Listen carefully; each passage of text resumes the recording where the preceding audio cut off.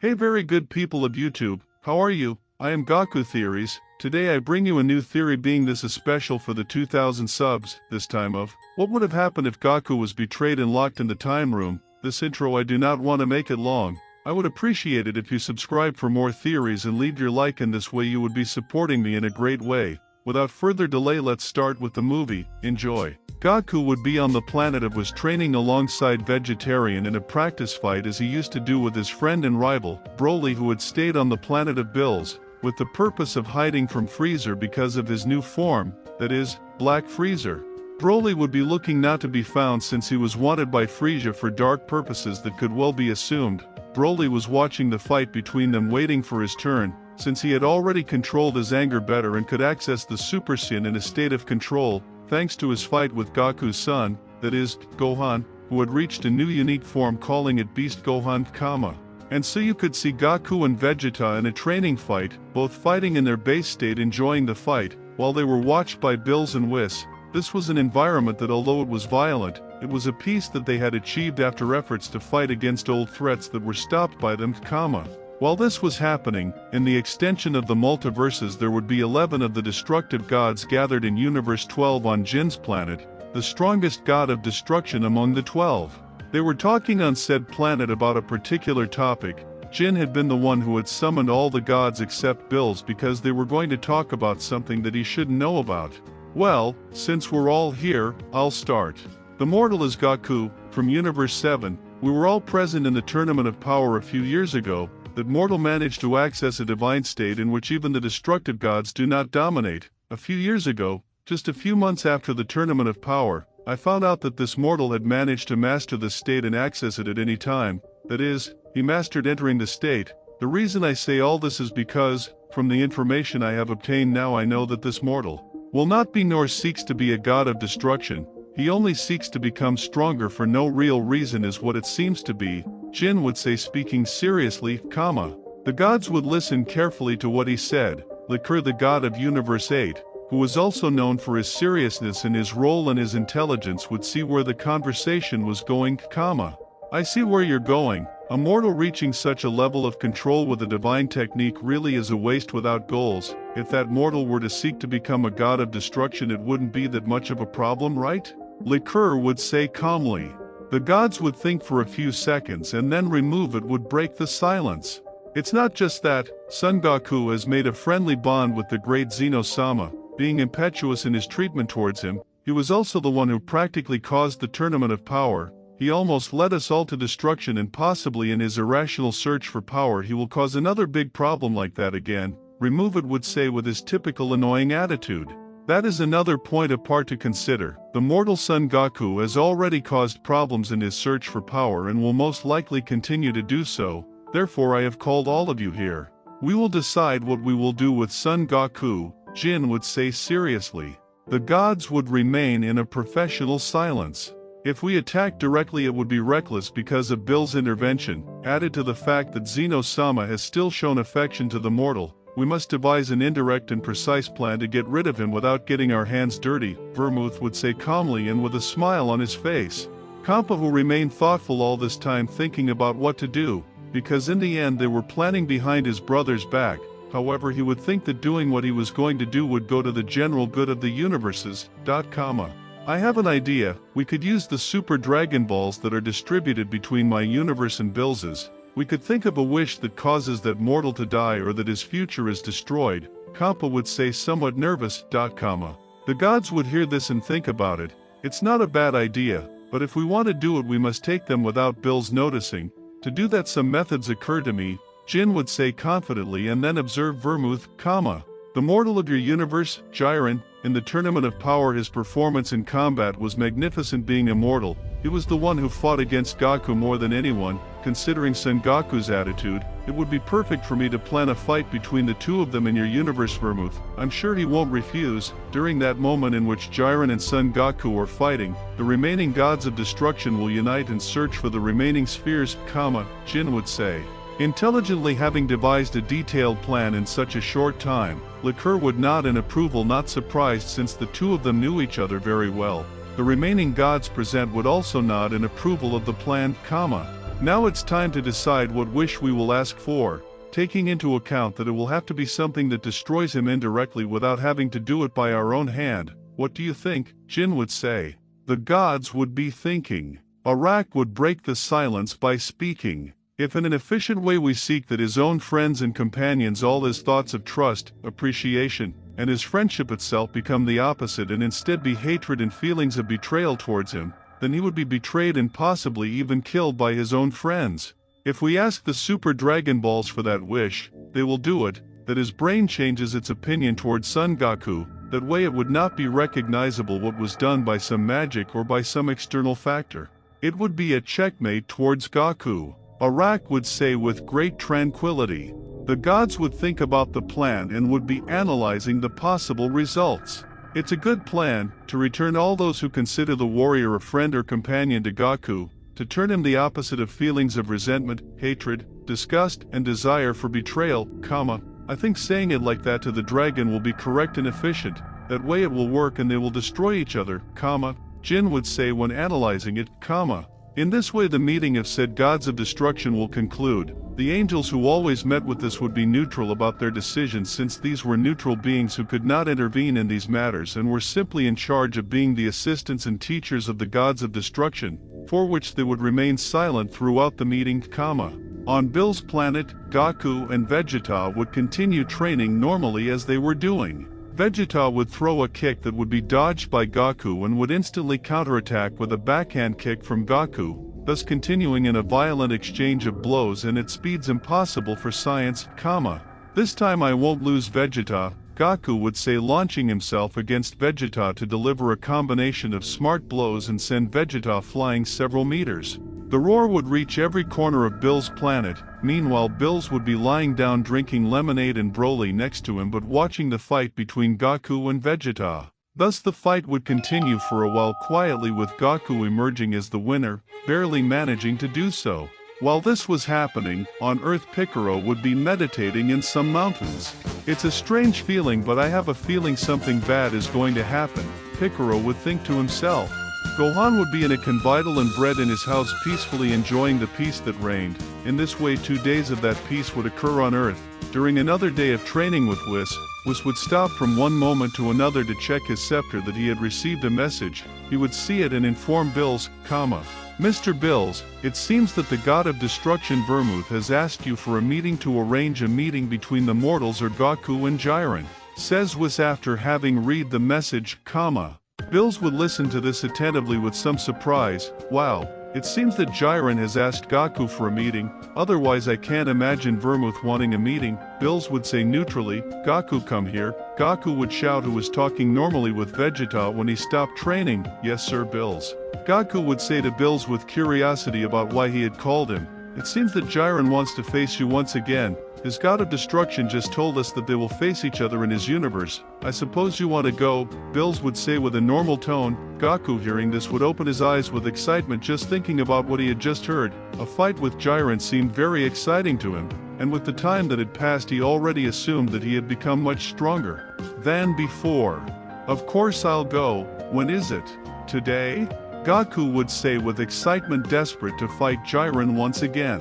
Whis would look at the message once more. It seems that it will be in 3 days, to meet in your universe and on a unique planet in Universe 11 that is quite resistant, Whis would say, exciting Gaku even more about the meeting. Vegeta would approach them and ask with envy if he would fight. It seems that he only called Gaku to fight. You are not mentioned in the message, Whis would say towards Vegeta. Vegeta would grit his teeth out of envy for not being selected for the fight, and while Gaku would look at Vegeta with a smile showing his victory for being selected, and Vegeta would look away annoyed, In this way the day would continue lively for Gaku, having fun training alongside Vegeta on Bill's planet. Thus time would pass where Gaku trained alongside Whis to prepare for his fight with Jiren, and thus the day would arrive. Gaku, Whis, Bills and Vegeta would prepare to go to Universe 11. In this way they would already be on their way there, with Whis' speed being an hour's journey away from reaching Universe 11. In this way during the journey Gaku would speak as he usually did while time passed, and in this way they would arrive at the meeting place in Universe 11. a large planet where fights used to take place in said universe. Upon arriving, Whis would land, and in front of them were Vermouth, his angel, and Jiren, along with Toppo, who was a spectator like Vegeta. "Welcome then," Vermouth would say, welcoming. Gaku would barely arrive and look at Jiren with a challenging look and full of emotion for the fight that was coming.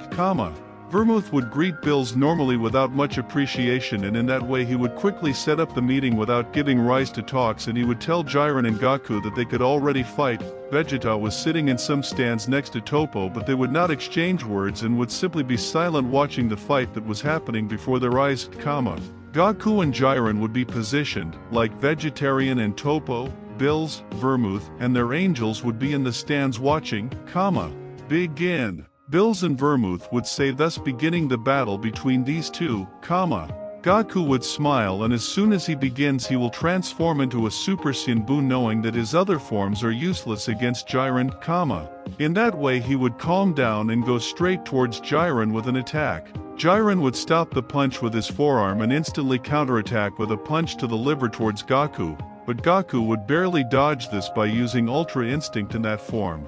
Jiren would minimally notice that he had mastered the technique, and although he had become much stronger than before, he noticed that Gaku too. Wow, that attack was faster and more precise than before.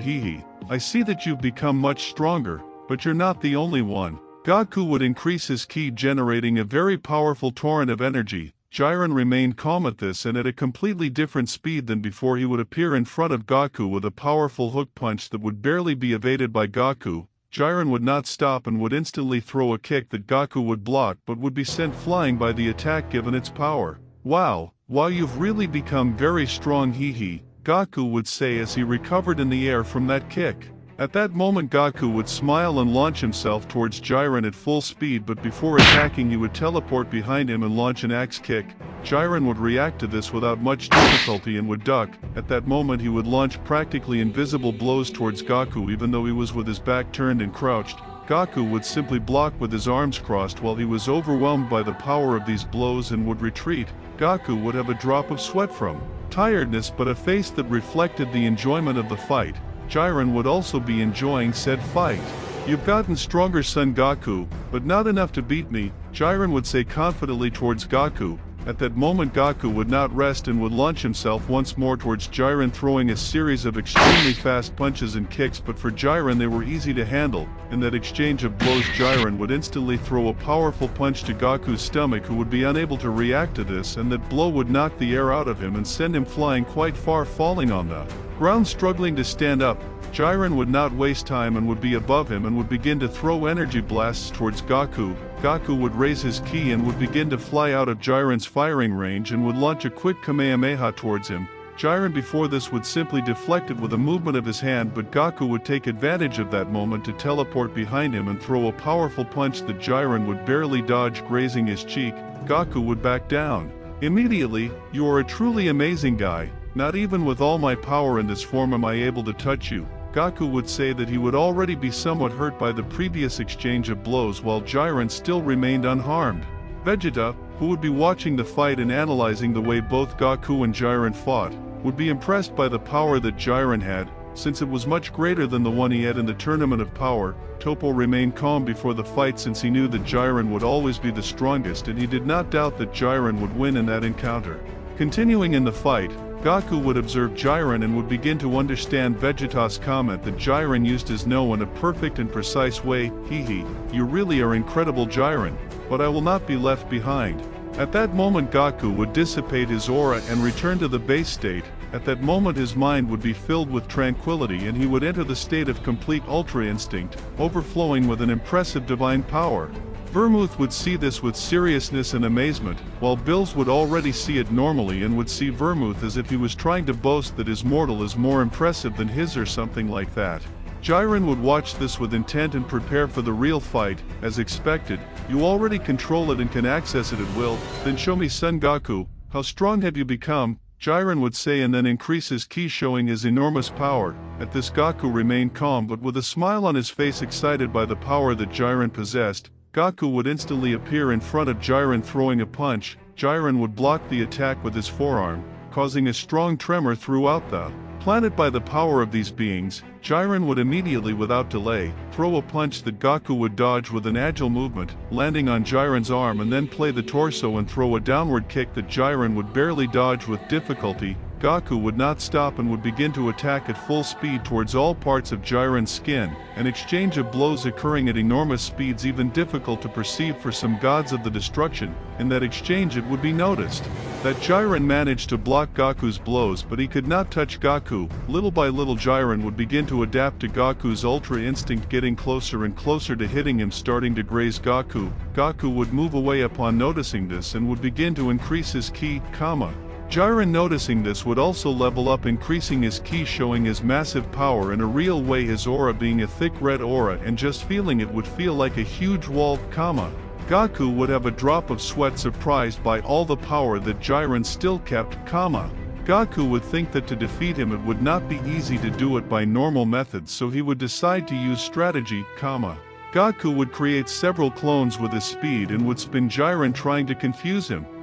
But Jiren would simply look up, finding the real Gaku, Gaku noticing this immediately teleported in front of him with a charged Kamehameha and launched it at point-blank range towards Jiren, who could only eat the attack full on. Gaku would move away and wait for the smoke to dissipate. When the smoke dissipated, it could be noticed how Jiren was still standing in the same place with the suit he was carrying that was now broken and with some scratches and minor wounds from the attack being very ineffective. This would greatly surprise Gaku, since the Kamehameha he launched was with all his power and connected fully. "You really are an impossible guy, hehe," Gaku would say, clearly surprised. Jiren would not hesitate, and in an instant, at a speed that exceeds Gaku's ultra instinct, he would land a blow to the face, sending Gaku flying and making him bleed while destroying everything in his path in the combat arena. Jiren would not wait, and even with Gaku on the ground he would appear in front of him and kick him in the stomach, sending him flying into the sky. Gaku would barely be able to breathe from the series of attacks and blows from Jiren that would have his eyes blank close to unconsciousness. Jiren would now appear in the sky, and with an ultra-powerful punch to the back towards Gaku would make him crash into the ground, causing a great commotion on the ground, creating a huge curtain of dust. Gaku would find himself on the ground, and in that curtain of smoke he would stand up with difficulty. Jiren would descend to the ground, and before the curtain of dust he would simply move his arm and dissipate all the dust, showing Gaku standing with difficulty with his gaze lowered, "You fought well, son Gaku, but you still have too much to do to defeat me," Jiren would say, walking slowly towards Gaku, Gaku would put his hand on his chest and would begin to heal slightly while looking up at Jiren.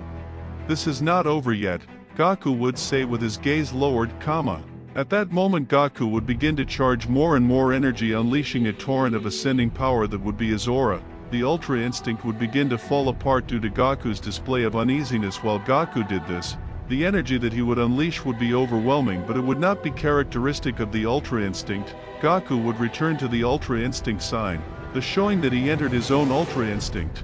Jiren would observe with surprise the amount of energy that Gaku overflowed. The energy was not limited to Ultra Instinct and its conventional properties. Gaku would look up now, showing if it was his own Ultra Instinct. Still with his hand on his chest healing slightly, he would observe Jiren. "I'm really surprised by your strength. To think that you became so strong in such a short time. I never stopped training and I thought that I had become much stronger than before. However, you are still so strong. But that encourages me to continue growing," Gaku would say with a smile on his face, and then charge energy in full speed, appear in front of Jiren and throw a punch that just before impacting Jiren would dodge with true skill. Gaku would instantly foresee this movement and teleport behind him, throwing a back kick that would impact Jiren, sending him flying a few meters. Jiren would recover and instantly appear in front of Gaku, beginning an exchange of blows that would be equal on both sides, where Jiren would be damaged as well as Gaku, who, although he was already damaged by the previous blows, would not give in, and through his willpower and Saiyan blood he could continue fighting and evolve in battle along with his own Ultra Instinct. The battle would be making the entire planet tremble, and the ki being felt even in the outskirts of the universe. While this battle continued in this climax, the gods of destruction would already be in Bill's universe, with the 10 destroyer gods minus Bills and Vermouth, who was entertaining Bills, being in their universe in order to proceed with the plan, During that time they would already be distributed between Universe 6 and 7 to gather the Super Dragon Balls, doing so at great speed and with great coordination, managing to already get several by this point of the fight, missing 3 spheres to get. The gods, being incredibly fast beings, along with the help of their angels to locate the spheres, would get them all together.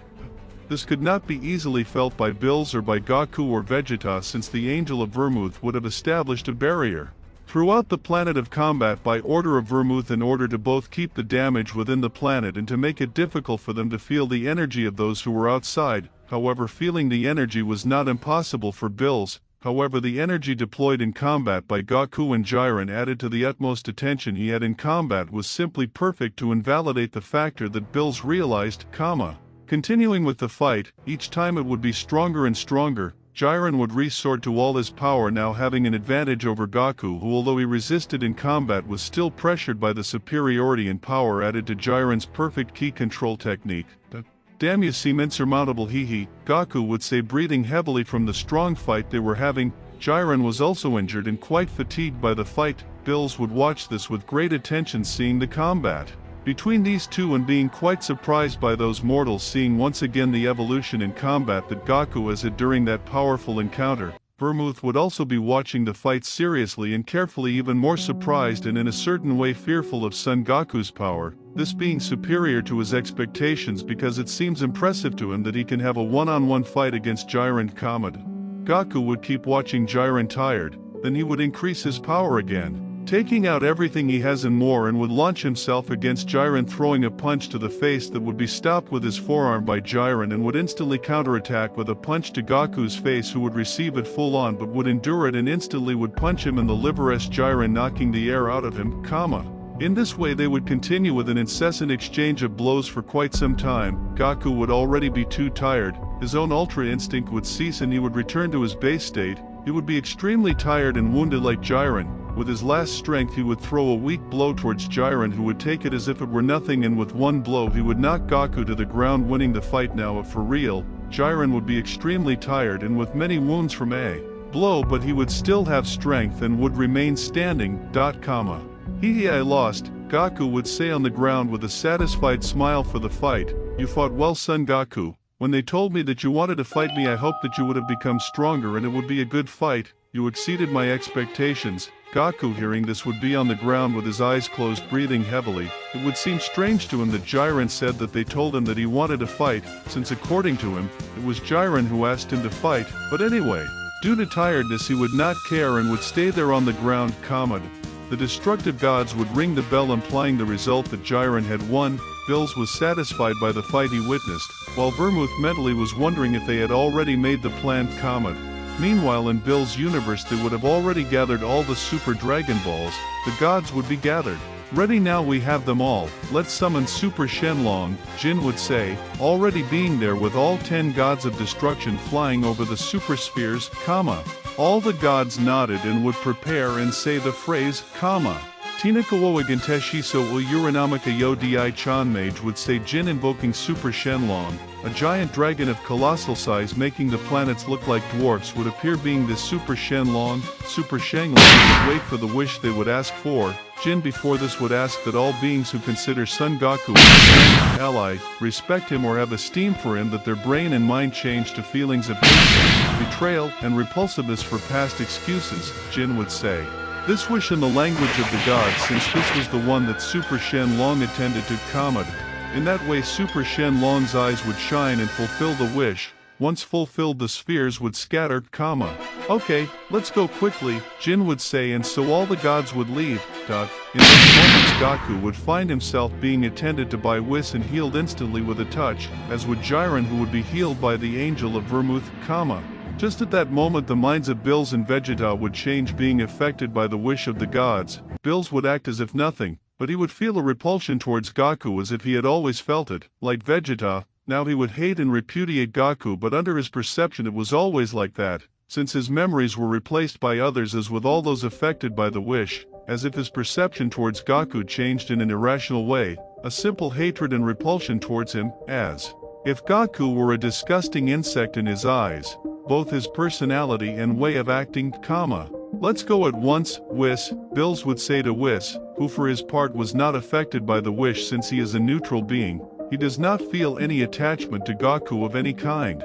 Gaku would say goodbye to Jiren, who would now hate Gaku and look at him with superiority after defeating him. Gaku would not notice this and would say goodbye. It was a good fight, hee. Next time I won't lose, Gaku would say, now leaving with Whis on the way to his universe again. During the way he would be quiet. They wouldn't talk as usual and Gaku seemed to be talking to himself. Normal things like mentioning how the fight against Jiren was, his results, blows and what he thought. Gaku said everything, however the reception he had from Bills and Vegeta was not what he expected. It seemed somewhat indifferent to him. That surprised Gaku when he looked at them with a raised eyebrow and would give a normal comment to him. Are you angry since you weren't the one who fought Jiren, not Vegeta? Gaku would say with a funny tone and looking for an explanation for his attitude. Vegeta would only make a groan of annoyance, which is characteristic of him. But the reason was because now he wholeheartedly disliked everything Gaku did. Gaku assumed he was right and would simply remain silent and continue Whis' journey to Earth, which was his destination to go.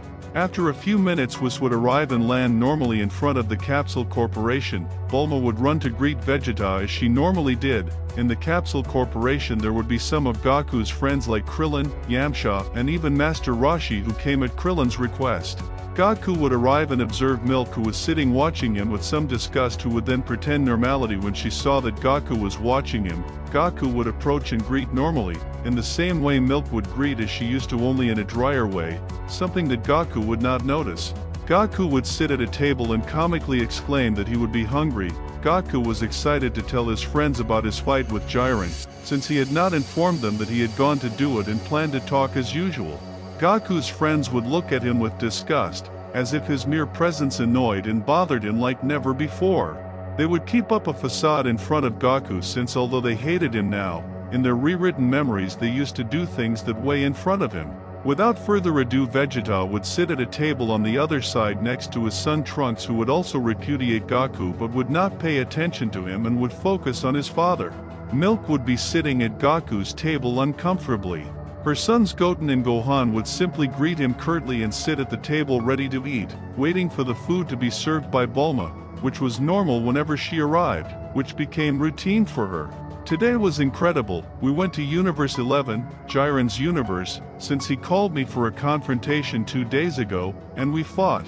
Jiren became much stronger. I was not able to defeat him, hee. Gaku would begin to tell his family normally and with the attitude that he always had. They would listen, Gohan with some interest about Jiren, but he was bothered and annoyed by the fact that his father said it, Gaku would continue chatting practically alone, since the responses from his listeners were practically null and very dry. Gaku was increasingly nervous about this strange behavior that his friends were doing, not just his family.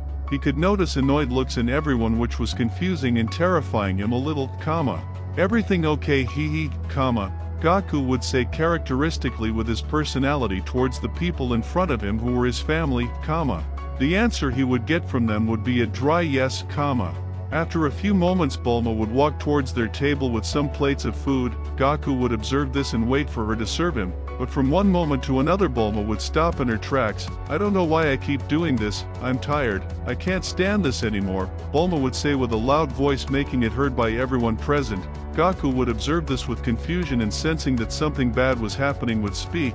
What's wrong, Bulma? Why are you so upset? Is something wrong?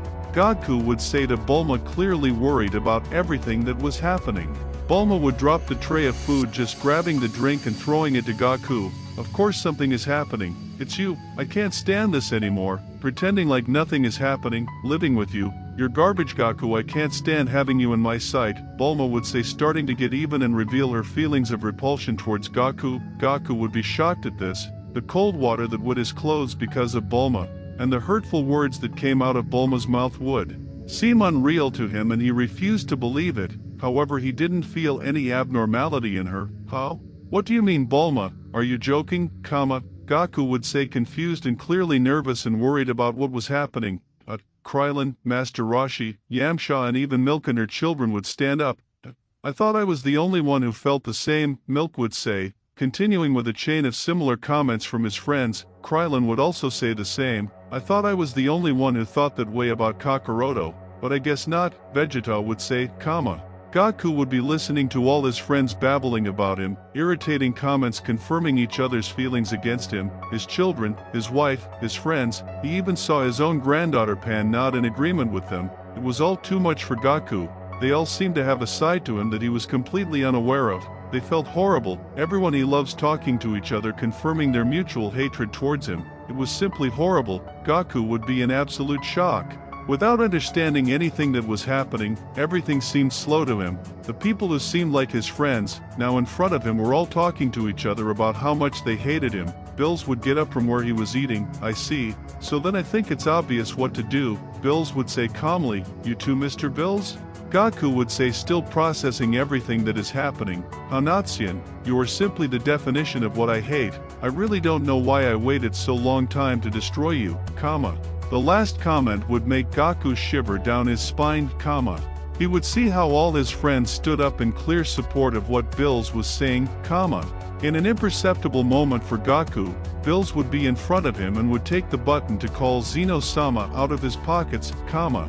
Gaku would barely react and his brain would activate and he would step back when he couldn't see Bills and when he felt danger, comma. Bills would give the button to Whis. "Keep it and don't give it to the Saiyan," Bills would say to Whis. Whis would just nod and obey Bills's order, comma. Gaku would observe this and wonder if Whis also thought the same about him. "Whis, do you hate me too?" Gaku would say nervously, still processing everything that happened, comma. "As the angel that I am a neutral being. I do not feel hatred or attachment towards you without Gaku, comma." Whis would say. Gaku would think at this, but in that instant he would be cut off from his thoughts by Vegeta, who in an instant threw a punch that he would dodge thanks to his ultra instinct based on, "What the hell are you doing, Vegeta?" Gaku would say, disappointed and with a mixture of emotions. "I'll be the one who kills the idiot Kakarot," Vegeta would say to Bills. "I see, do what you want, I already took away the only thing that worried him," Bills would say, and then sit down and continue eating. Whis would be at his side. Gaku would watch Vegeta and all his friends who were now in front of him with a face of hatred and satisfaction for wanting to kill him, as if he were the worst scum in the world. Gaku could not think about why it happened and would be taken out of his thoughts by another attack from Vegeta, this time in Super Saiyan, that would send him flying and he would recompose himself in the air. "Stop this, this is not funny guys, what's happening, please tell me, I'll see how I can fix it, but why do you do this?" Gaku would say, clearly desperate for what was happening, for what was currently his situation and what seemed like a nightmare from which he could not wake up. Bulls, his friends, those who would know how to fight, both Krillin, Master Roshi, Piccolo, Tenshinhan, number 18, Vegeta, Yamcha, and even his sons Gohan and Goten and Vegeta's son Trunks, they would all be standing wanting to fight him in order to bring him to his death. Gaku, seeing the actions of these to get up, would get up from the floor and enter directly into the Super Saiyan Blue. "I don't know what's wrong with you, everything was fine this morning, everything has been fine these years, and something like this happens, I don't understand, I don't know what I did wrong, I don't know what's going on, but I won't let you kill me, something strange is happening and I won't die until I know it," Gaku would say to them seriously. People like Krillin, Yamcha, and Tenshinhan or Master Roshi would back away when they saw Gaku's blue, knowing that they wouldn't be able to do anything. Vegeta would smile and would pass blue too and launch himself at Gaku. "You don't know how much you bother me, I've always carried the burden, I'll put up with Kakarot, but not anymore." He would throw a punch at Gaku that would be dodged and counterattacked with a punch without holding back in the slightest, sending Vegeta flying and injuring him. "I won't hold back," Gaku would say seriously with his mind spinning from everything that was happening. Vegeta would laugh at this and in an instant would launch himself once more against Gaku, starting a serious exchange of blows that would shake the entire planet, causing destruction at great speed. A fight finally between both of them seriously and Vegeta going to the death against Gaku would finally begin. "I will not stand idly by without hitting him," Piccolo would say, and then enter his orange phase and launch himself against Gaku. Gohan, seeing this, would smile and enter his beast form in the same way and launch himself against Gaku. Even Goten and Trunks would do the fusion correctly, becoming Super Saiyan 3, and would launch himself against Gaku. Gaku would react to Piccolo's blow and masterfully dodge and deflect it, but then an absurdly strong blow to his ribs would connect with him, this being from Gohan the Beast, that would send him flying across the planet. Gaku would spit blood at Gohan's attack. Vegeta, seeing this, would get upset. "Damn insects, what the hell are you doing? Don't interfere, this fight is only mine," Vegeta would say with his typical attitude, comma. "I refuse, I won't let you keep the satisfaction just for yourself, Vegeta, we also want to finish off that miserable man," Gohan would say.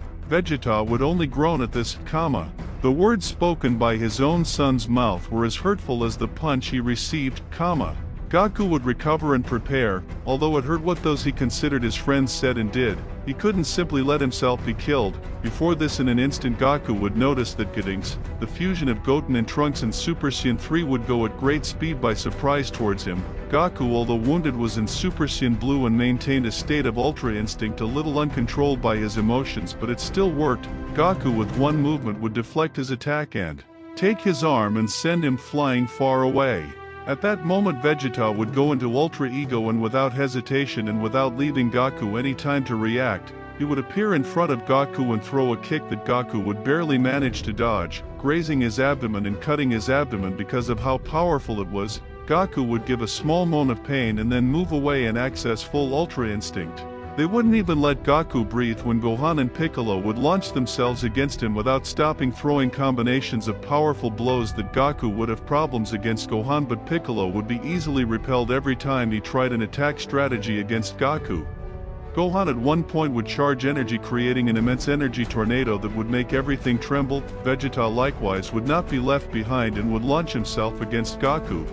Gaku would be hit repeatedly by not being able to handle Gohan and Vegeta efficiently, while Piccolo and Goten, whenever they could, threw strategic blows that sometimes connected and others would be dodged by Gaku's Ultra Instinct. Gaku would try to take distance every time he could, but would be overwhelmed without stopping again and again by the joint attacks of Vegeta and Gohan, While Gaku fought, he could observe the faces of satisfaction that his friends had when hitting him, as if they enjoyed hurting him and seeking his death, that would destroy his heart when he saw something, Gaku would already be quite hurt and tired. He was breathing heavily. Despite giving his all, he wasn't achieving much. Vegeta and Gohan would be quite hurt, but not too much. They would be fine to continue fighting for hours. Gaku would find it difficult to maintain the Ultra Instinct because of the emotions he would have that exploded every time he thought about what he was doing and what was happening.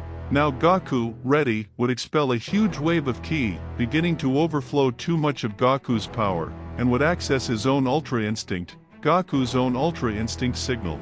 Gohan would observe this for the first time with clear surprise at the power it emanated. He would not be left behind and would also raise his ki like Vegeta, going beyond his own limits. Gaku would observe this. He would stop thinking about things and simply focus on fighting, knowing that it would not benefit him at all to go around things when he could end up dead without realizing it. Gotenks and Piccolo would stop being in the league and their ability would no longer be of help against Gaku. They would see with some fear and hatred the form of Gaku. Gaku, in a moment, knowing that he had to be fast, would appear in front of Piccolo with the intention of knocking him out in an instant. Just before achieving it, Gohan would appear and push Piccolo, saving him from Gaku's blow.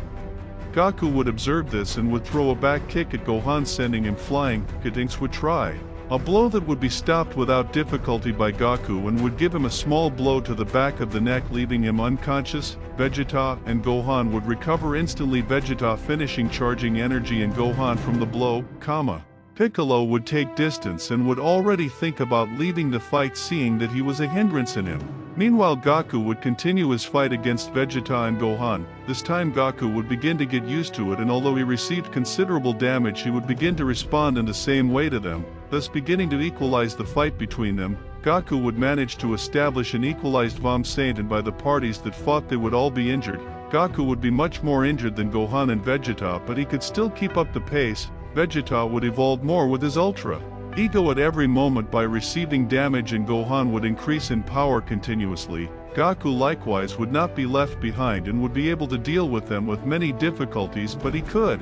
The fight would continue for a long time. Gaku would be truly injured and exhausted, as would Vegeta and Gohan, who would be more tired than injured. "Damn, you're a tough insect until the end, Kakarot, but you're only extending your death," Vegeta would say with one eye closed, swollen from the battle. Likewise, Gohan would breathe heavily from the fight.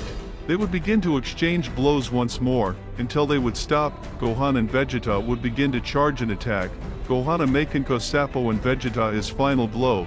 Both would begin to charge with everything. Gaku before this would begin to charge his Kamehameha with everything he had. The environment would begin to shake strongly by the magnitude of the powers that were being charged. The earth would have strong tornadoes and great disasters throughout the world only because of this amount of power that overflowed the attacks. Gohan and Vegeta would already be ready and would launch their combined attack. Gaku would respond with his Kamehameha at maximum power and the attacks would collide, causing a strong wave. The clash of these attacks would be occurring. They would seem to be equal. Gaku was giving everything, absolutely everything he had and more. His veins would be greatly denoted and he fought with everything he had to respond against this attack. Vegeta and Gohan would be fighting equally and would increase the power of the attack with a scream now taking them advantage, oppressing Gaku greatly being minimized by the growing power of these. He would be giving in little by little no matter how hard he tried. Gaku could not stand it anymore and would be close to the combined power between his son and Vegeta defeating him. Gaku would see his end near with the overwhelming power that was coming. He could not take it anymore and in search of more power just to not. Daihi would use the Kaioken, Gaku with all his strength and a desperate impulse and without measuring the consequences that using the Kaioken in his own state of Ultra Instinct would cause him, something that he had not tried or thought about before. Immediately upon using it his power would double, now being crazy the power that overflowed. Even Bills observed this with annoyance and surprise, By using the Kaioken the balance of collision of powers would lean towards Gaku who would begin to recover, but Gaku would begin to bleed from both the nose and eyes as a result of the Kaioken affecting his body. Gaku would know that he would die if he kept it up any longer, so he would go all out and would begin to far surpass Gohan and Vegeta who would be giving it their all, but it would be in vain and they would be hit by Gaku's attack causing a huge explosion that would unleash a smoke and dust bomb. On the ground were both Gohan and Vegeta in their unconscious base states. Gaku would be in the air still floating with the pose of throwing the Kamehameha and dripping blood all over his body, nose, mouth, eyes, and various wounds he had on his body. Gaku clearly undid the Kaioken at the end of the clash of powers and remained in the air even with his own Ultra Instinct, although immobile due to the shock that the use of the Kaioken brought to his body, although it was only for 10 seconds, Both Krillin, Piccolo, Bulma and Gaku's other friends would watch this with hatred and fear. It can't be the damn Gaku defeated Gohan and Vegeta, Piccolo would say as he watched the fight. Bills would get up from his seat, Wow, it seems I'll have to take care of it, but in return I want a tray of pudding, Bills would say to Bulma who was at his side. Fine, I'll give him all the pudding he wants if he finishes Gaku off, Bulma would say with hatred, Bills would turn to look at Gaku who was suspended in the air barely able to move given the extreme wear and tear caused by using the Kaioken in that fight, Bills would look at Gaku from afar. The look would be so powerful that it would freeze Gaku. Gaku, although too much damage and bleeding from most of the orifices, Gaku would see Bills, I still don't understand, but you don't have to do this, Bills, this isn't right, Gaku would say weakly. Bills appears in front of Gaku in the blink of an eye, deadly silence. I will end your miserable existence here and now. All you've done is bother. Your energetic and proactive attitude with that stupid desire to fight led you to death. Die for your sins, Bills would say with a serious and cold voice towards Gaku. Gaku would shudder slightly at his words. He had never experienced what betrayal would be like. He would feel emotions like sadness and disappointment, as well as helplessness and desire to live. He would not know if he felt hatred, but he felt that something else was happening. He did not know if it was a product of his mind to find an excuse not to face the reality he was living or certainly a real feeling.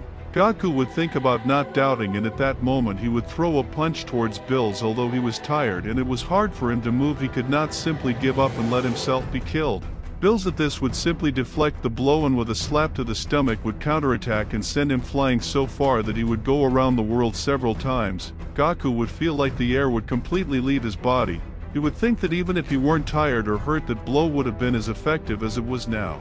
Gaku in the air after a few turns would crash into Kami-sama's palace. Under the impact that would occur in the temple by the roar from, and Mr. Popo would come out and observe him, where he would look at the wounded Gaku with annoyance. He clearly wouldn't even worry about him. Gaku would be almost unconscious and would cough, practically ignoring where. In an instant Bills would appear once more. I hope that shows you the abysmal difference there is between a mortal like you and a god like me, Bills would say, pointing his hand towards Gaku who was on the ground with debris from the palace in his body. Gaku would open his eyes dizzy, confused and very tired, He would observe Bills ready to erase him, Gaku would move in desperation, No, I won't allow it, Gaku would say weakly and then get up slowly and painfully, Bills would look at him with disgust. From his perspective, he found Gaku's determination disgusting. Bills would frown in disgust, Then he dies, Bills would say, preparing the Hakai. Gaku with all his strength would scream and do a Taioken trying to blind Bills. With all the strength he had left, he would see his goal, which in his mind was to survive, and he knew that he couldn't beat Bills currently, so after some thoughts in his current location, Gaku with everything would go to the time room at full speed, and upon entering with a ball of energy he would destroy the door of the room, remaining calm inside the time room. With great silence, Gaku would collapse and return to his base state. He would think he was safe and finally fall unconscious from the great tiredness and effort he had made during the last hours. Meanwhile, Bills could easily observe Gaku's movements. He didn't expect him to do that. Bills didn't know that there was a time room there, so he would ask Dende, and he would answer explaining that Gaku had practically escaped. Bills would frown at this. I see, Whis, Bills would say, and Whis would appear immediately. Tell me, Whis would answer instantly. Can you block the union of that dimension and that's it? Block it so that it is unable to leave. Bills would say to Whis, with the purpose of making Gaku die there slowly due to lack of food. Whis would only nod, and with his staff he would use his power blocking the connection that existed between the dimension and the planet Earth, basically preventing Gaku from leaving in some way, creating a portal just like Getinks had done in the past. So in that way Bills would return with the news that Gaku had locked himself away. He would say that it was basically a suicide on Gaku's part, since he had basically condemned himself to die of hunger and perish slowly since there is no food there, and that now he could not get out in any way due to Whis' intervention to completely isolate that dimension. Gaku's friends would celebrate this, and Bills would be given his promised pudding. Thus they would celebrate their supposed victory, enjoying their satisfaction. The Z Warriors, Gaku would find himself in the time room unconscious and seriously injured, and so would pass for a whole day. He would be unconscious. As the day passed, Gaku would wake up.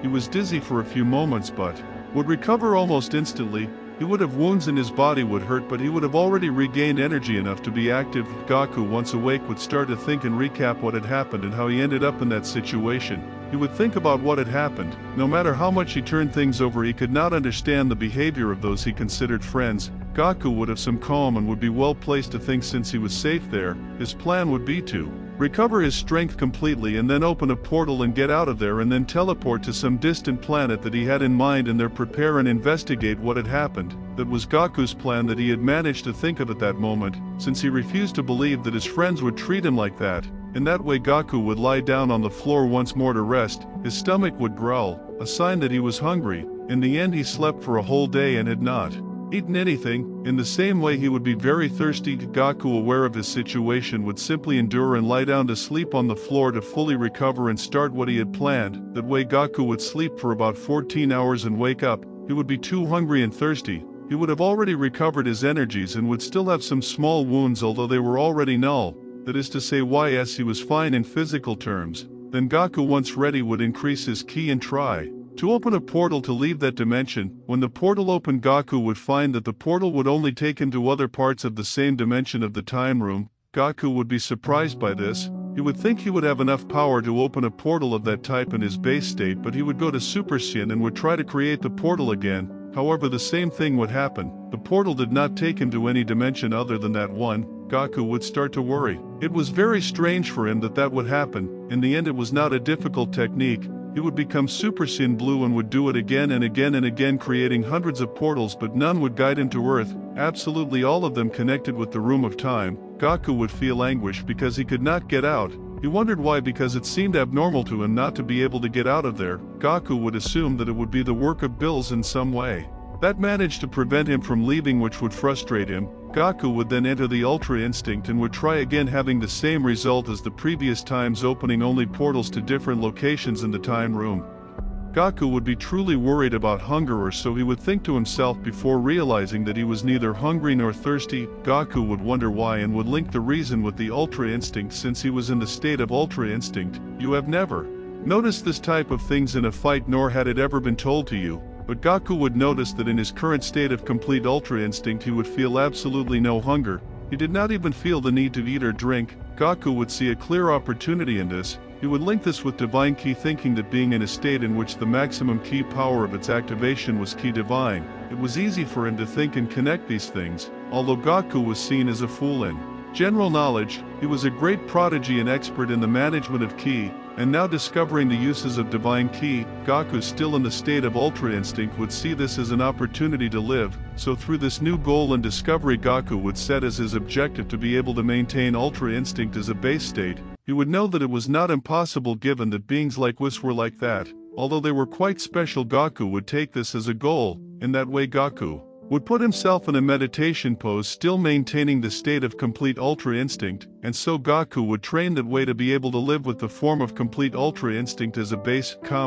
Outside, on Earth, about 4 months would pass, in which peace continued to reign. Without Gaku they would coexist as they normally would, as if Gaku had not existed. As if it were about killing an evil villain, Vegeta would find himself on Earth. After having been defeated by Gaku, he would go to train together to Whis, and after 4 months he would return to Earth and would be in Capsule Corporation with Bulma and the others at a small party that Bulma had made as she typically did, While that was happening in Universe 11, there would be a small meeting where the 12 gods including Bills would have gathered to chat.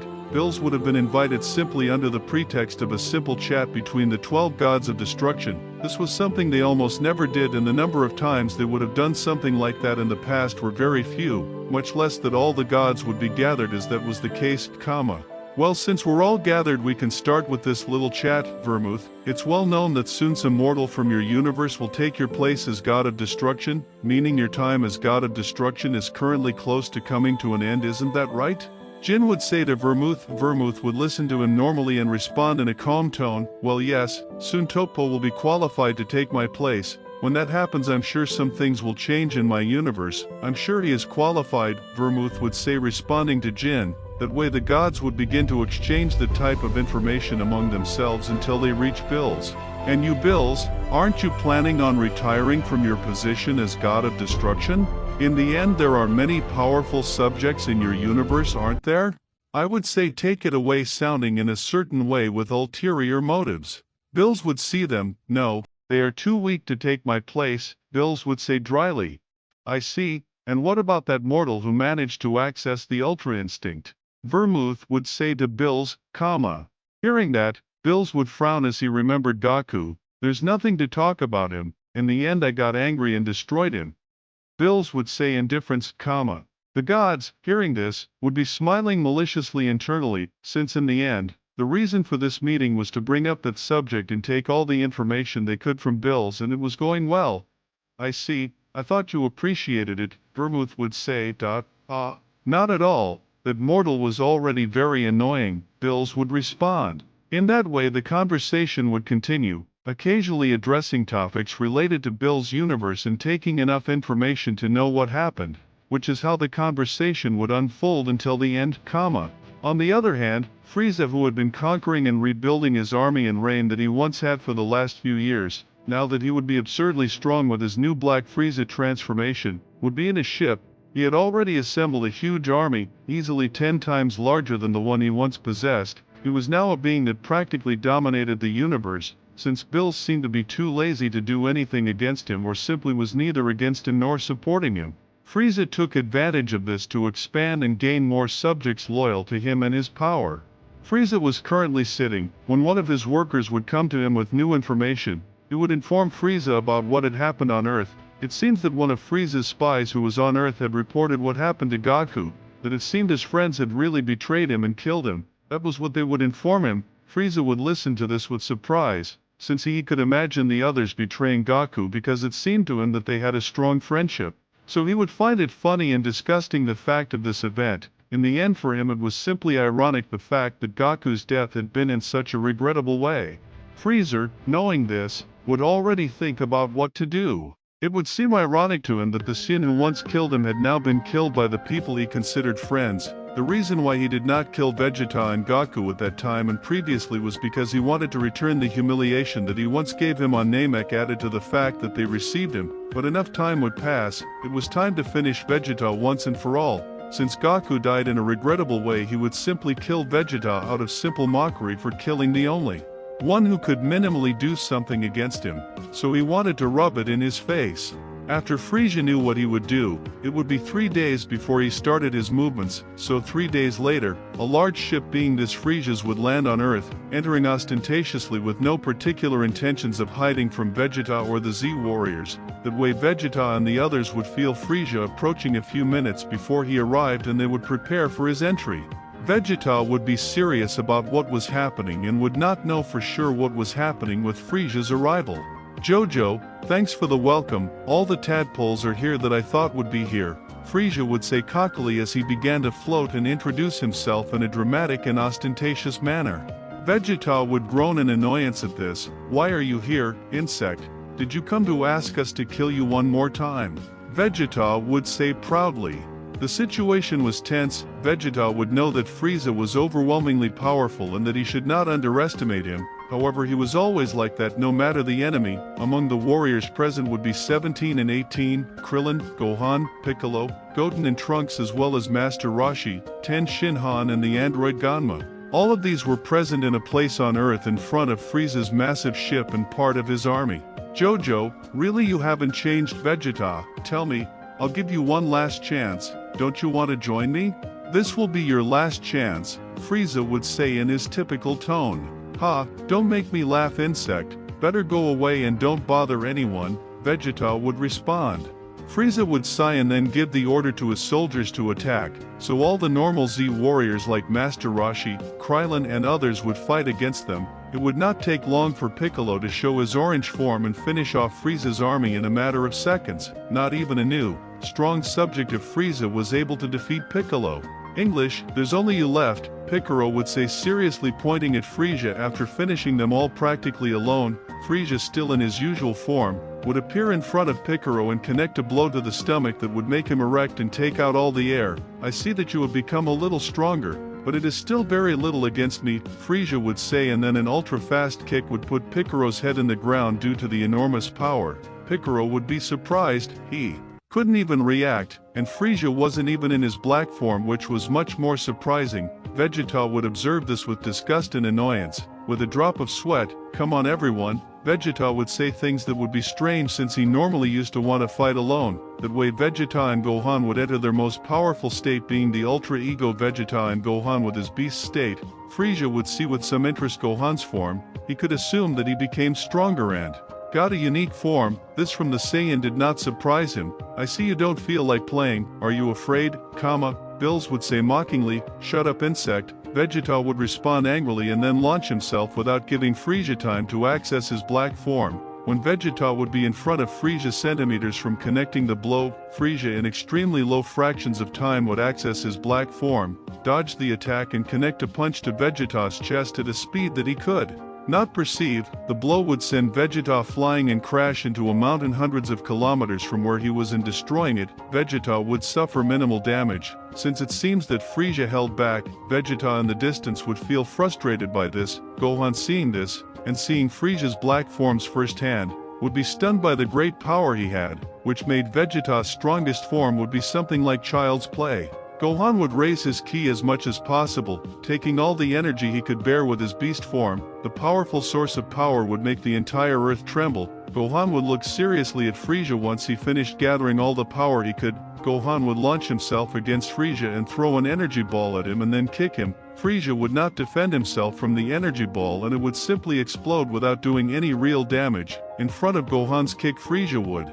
block it with his forearm and counterattack with a punch that Gohan would barely block. Oh, you're a little stronger than Vegeta, huh? Frieza would say calmly in arrogance. In the next few moments Vegeta would reappear furious. The blow that Frieza gave him made him a little stronger thanks to his ultra ego. In that way Gohan and Vegeta would launch themselves together against Frieza, throwing combined blows against him. Frieza would dodge and deflect the blows with great ease while keeping a smile on his face. Gohan and Vegeta would certainly be nervous. It was frustrating how powerless they felt for being humiliated like that. Damn insect. Vegeta would scream at the top of his lungs and then begin to charge a huge torrent of ki that would make everything tremble with his bestial power. Vegeta would be incredibly angry and that would unleash even more power in him. Frieza at this would only be a little surprised at Vegeta's capabilities, but it would seem like a wasted effort since they were still far inferior to him, things that backed up all the confidence and arrogance that Frieza had.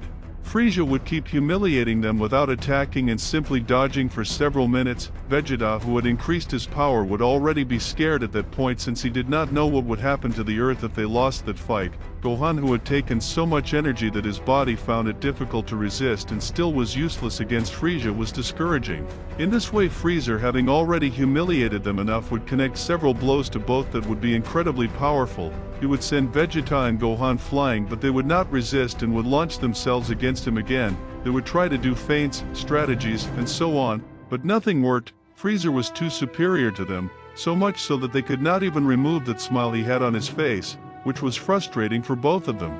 Frieza, without giving time to react to the Saiyan, would give them hundreds of blows, damaging them strongly throughout the body. Even so, they would remain standing.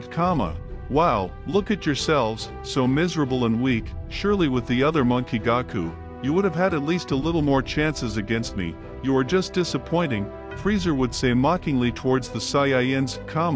Both Vegeta and Gohan would be strongly erotized by Frieza's comments. While those present who were watching the fight, unable to put into perspective the difference in power that abounded between them, would be watching in fear of what would result in losing. They would not know what to do. They could not think about the fusion since Gohan did not know the steps, and they could not access the Potara that on the planet currently there were no Supreme Kaioshin, much less could Vegeta do things like Gaku teleport to the planet Kaio to ask for some Potara, since, although he knew the technique, he did not master it to the point of going to a different world, as Gaku did. The situation for the warriors was precarious.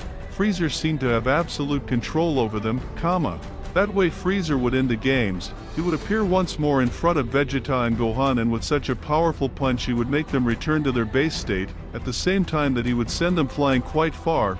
Frieza would walk, and in the blink of an eye he would be in front of the two again.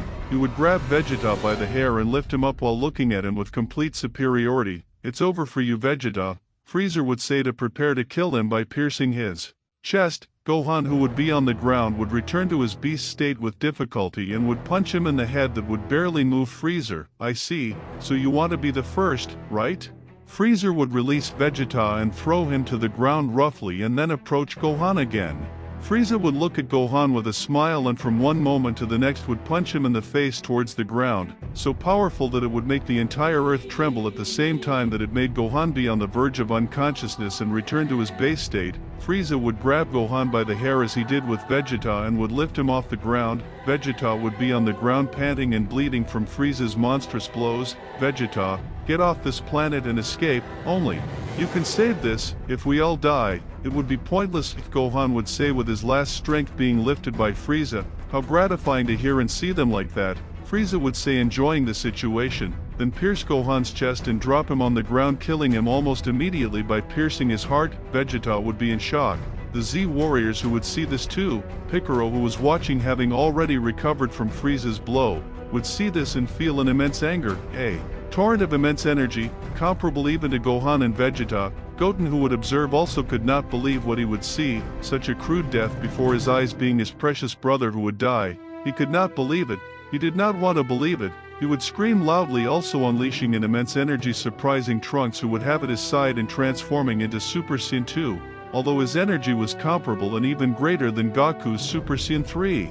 Piccolo, who was absorbed in his anger, would launch himself against Frieza, who would smile at seeing Piccolo's reaction and dodge his punch and give him a strong punch in the stomach. Piccolo, still blinded by anger, would ignore this punch and grab Frieza's arm and then punch him in the face. Frieza would receive it without taking damage, but it would bother him. "Damn you, I'll kill you," Piccolo would say, starting to throw more punches. Frieza would dodge them all and with annoyance would hit him, without holding back, piercing his heart and killing Piccolo easily.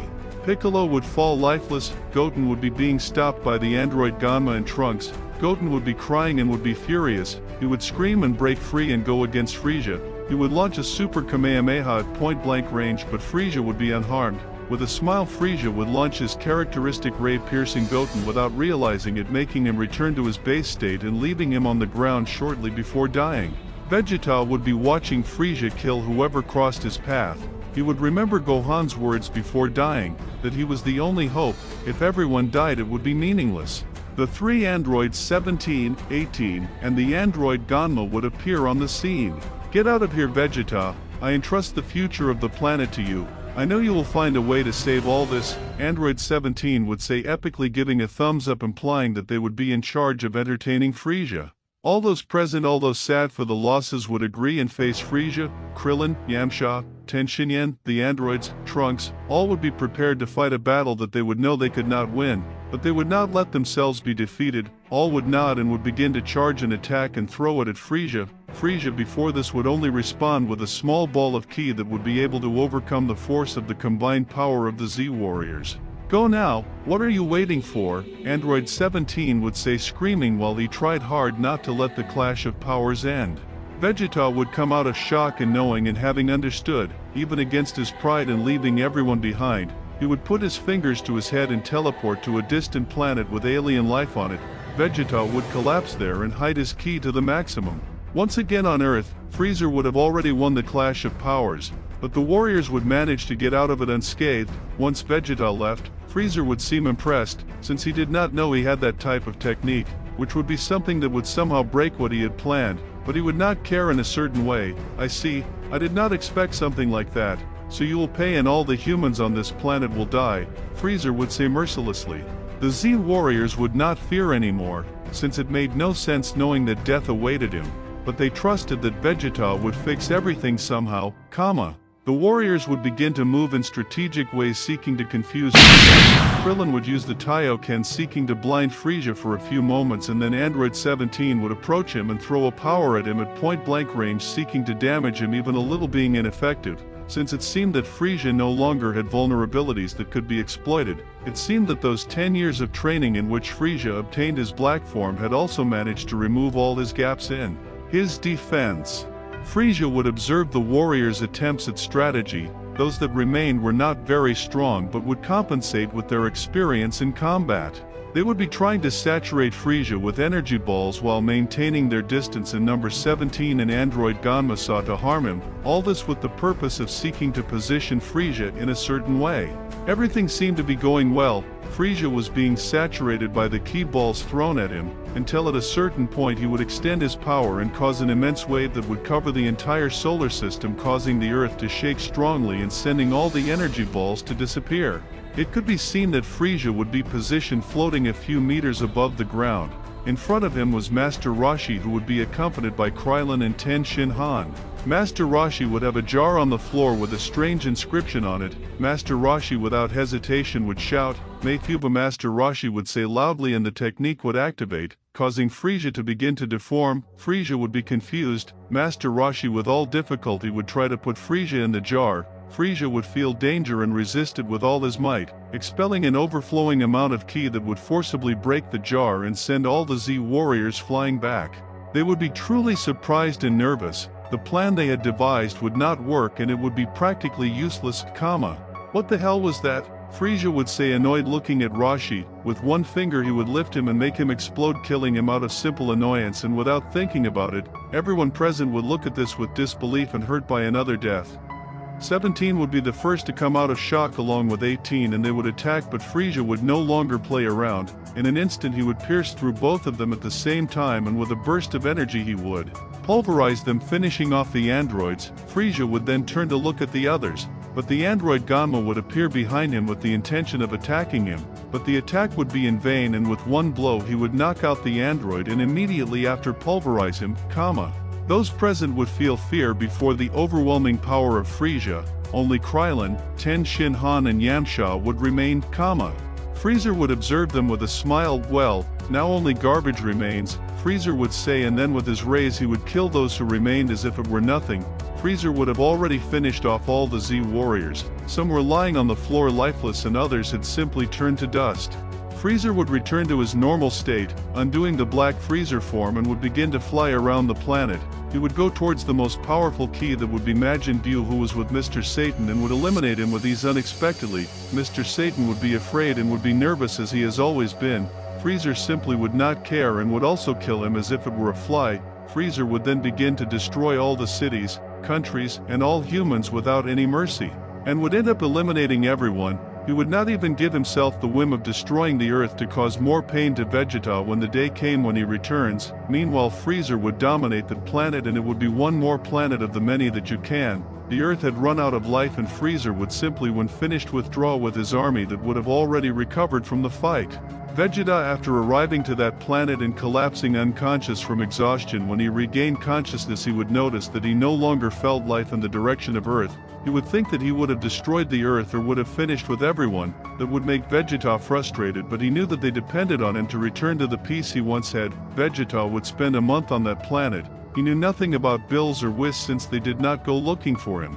And with his teleportation he could not get far enough to go to them, so Vegeta would continue living in a cave on that planet training alone. Returning to the time room 5 months and 3 days would have passed, which would be 153 years for Gaku. In the first year, where Gaku decided his goal of having the complete Ultra Instinct form as a base state, Gaku would continue meditating and looking for a way to correct the excessive overflow caused by the Ultra Instinct that made access to that state limited. Gaku initially looked for 2 things to be able to maintain that state as his base state. The first thing was to stay calm and know how to regulate himself in order to activate the Ultra Instinct. The second was to maintain the activation of this, since he noticed that not being a god, simply the Divine Ki worked as a limited power engine that gave him enormous power but was continuously spent. So to avoid this and to be able to maintain it as his base form, he would begin to do an intensive self-regulation technique of energy expenditure. For this he remained in Ultra Instinct and began to meditate to concentrate and be able to control the output of Divine Ki more effectively. Gaku, the first 5 days using the same technique would cost him too much work, and a few times he had to return to his original form and go hungry to recover. On the 6th day Gaku will find himself once again meditating. He would always try new things to see if he could regulate the energy expenditure to 0 as long as he did nothing. The day Gaku tried a new technique in which he managed to understand Divine Ki more completely and suppressed the expenditure to practically 0, only he had to keep meditating constantly. Gaku would spend a whole month in that form, meditating without moving until he would be able to understand to the point of maintaining the Divine Ki without expenditure and incidentally recover it as if it were normal Ki, even being in the state of Ultra Instinct. In that way Gaku could easily keep using Ultra Instinct for life as long as he does not completely exhaust his reserves. During those days Gaku would be meditating and training his body in a balanced way, seeking to improve his understanding of Ultra Instinct continuously, thus achieving it little by little. Every time that passed in month 3, Gaku would be meditating as he usually did and would enter a state of absolute peace, which is normal in meditation. In that state Gaku would find himself as if in a dream. He would observe an environment still without seeing absolutely anything. Something strange would happen, something that had never happened before. He managed to observe in his mind a subject with white fur and a tail, long hair equally white. That's right, I'm talking about tablets. Gaku, seeing this subject, would look at him with surprise and strangeness. Hello babe, do you want power? You want to stop being a sissy? Well come, let yourself be carried away by the essence. 7 words, it's NSE, come to me, ha ha ha, Tublos would say. Gaku would look at him with confusion and feel a growing need to accept and let himself be carried away by that mysterious being with a lot of essence. Gaku would manage to get out of the trance and return to the time room, having managed to get rid of that strange situation. It would seem strange to him, but he would think of it as a dream and continue his training without ever seeing that strange guy again. Having already passed the first year, Gaku would notice that maintaining the Ultra Instinct was no longer difficult for him. It was easy for him. Maintaining his emotions and letting his body flow became normal. In the 5th year Gaku would think of a new way to improve his development in the Ultra Instinct and everything as such. Gaku would think about transforming his normal Ki into Divine Ki, so he would no longer have to worry about anything and could maintain the Ultra Instinct even if he were unconscious or without Ki. Gaku for this was doing trial and error experiments for several months to create a technique that would transform his normal Ki into Divine Ki, like a kind of continuous transformer of internal energy, In this way in year 10 Gaku would achieve this feat after too many attempts to understand Ki by himself, Gaku, by managing to convert all his normal Ki into Divine Ki, would achieve a great feat. His appearance would change minimally. Now he could stop being in the state of transformation of Ultra Instinct, and his original base state would now have gray hair with red locks, a product of his mastery of Ultra Instinct even without being in the transformation, and the Divine Ki that would be shown through the red locks, implying that now he really could not be classified as a mortal. Gaku now thanks To the fact that his energy was pure divine ki, he would no longer need to maintain the transformed state of Ultra Instinct and could show his emotions without problems, nor did he need tranquility. Although in itself the tranquility had become his way of living in that room, he meditated daily, seeking more understanding and comprehension about everything. Clearly Gaku would have become smarter and more mature through that time he was there. He would be determined to know the reason for the betrayal of those he considered his friends, and he did not plan to die until he knew it. 50 years would pass, Gaku would notice that he would not age, due to the divinity he possessed. During that length of time Gaku became millions of times stronger than before. He understood more about divine ki, and could understand why he could not leave the room. Now he was able to see that blockade that Whis would have made to prevent him from leaving. He could understand the type of technique that Whis used, and through it he also learned things. However, even in those moments he was unable to remove it, since it was absolutely not a question of power. It was a complex technique whose way of blocking the dimensions worked through a complex encrypted blockade in a way that Gaku would be unable to understand currently. It would be 100 years in the time room since Gaku was locked up. Gaku would manage to reach an enormous level. His ki had grown to exaggerated levels. His mastery of Ultra Instinct was practically complete. He could understand everything and live with it. Gaku would work hard to increase his ki capacity and control of it. He had practically become a master of divine ki. At that point he could do things that would have been impossible before, such as breathing in space normally and hundreds of other things.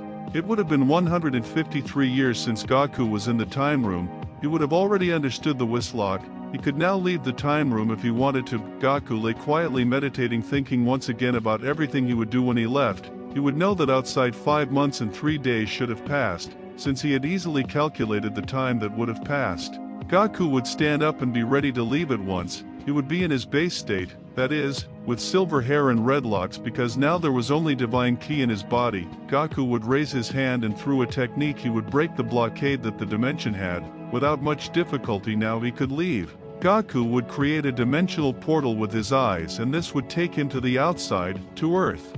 Gaku would enter the portal. The first thing he would see would be a blinding light from the sky, bringing him nostalgia. Once the blinding light was gone because his eyes adapted, Gaku would be in the temple of Kami-sama. The earthquake would be destroyed, everything, absolutely everything destroyed, barely the structure would be standing. Gaku would see this stupefied and confused. Gaku would try to feel the ki of the people of the earth, but there would be nothing. He was alone on the planet.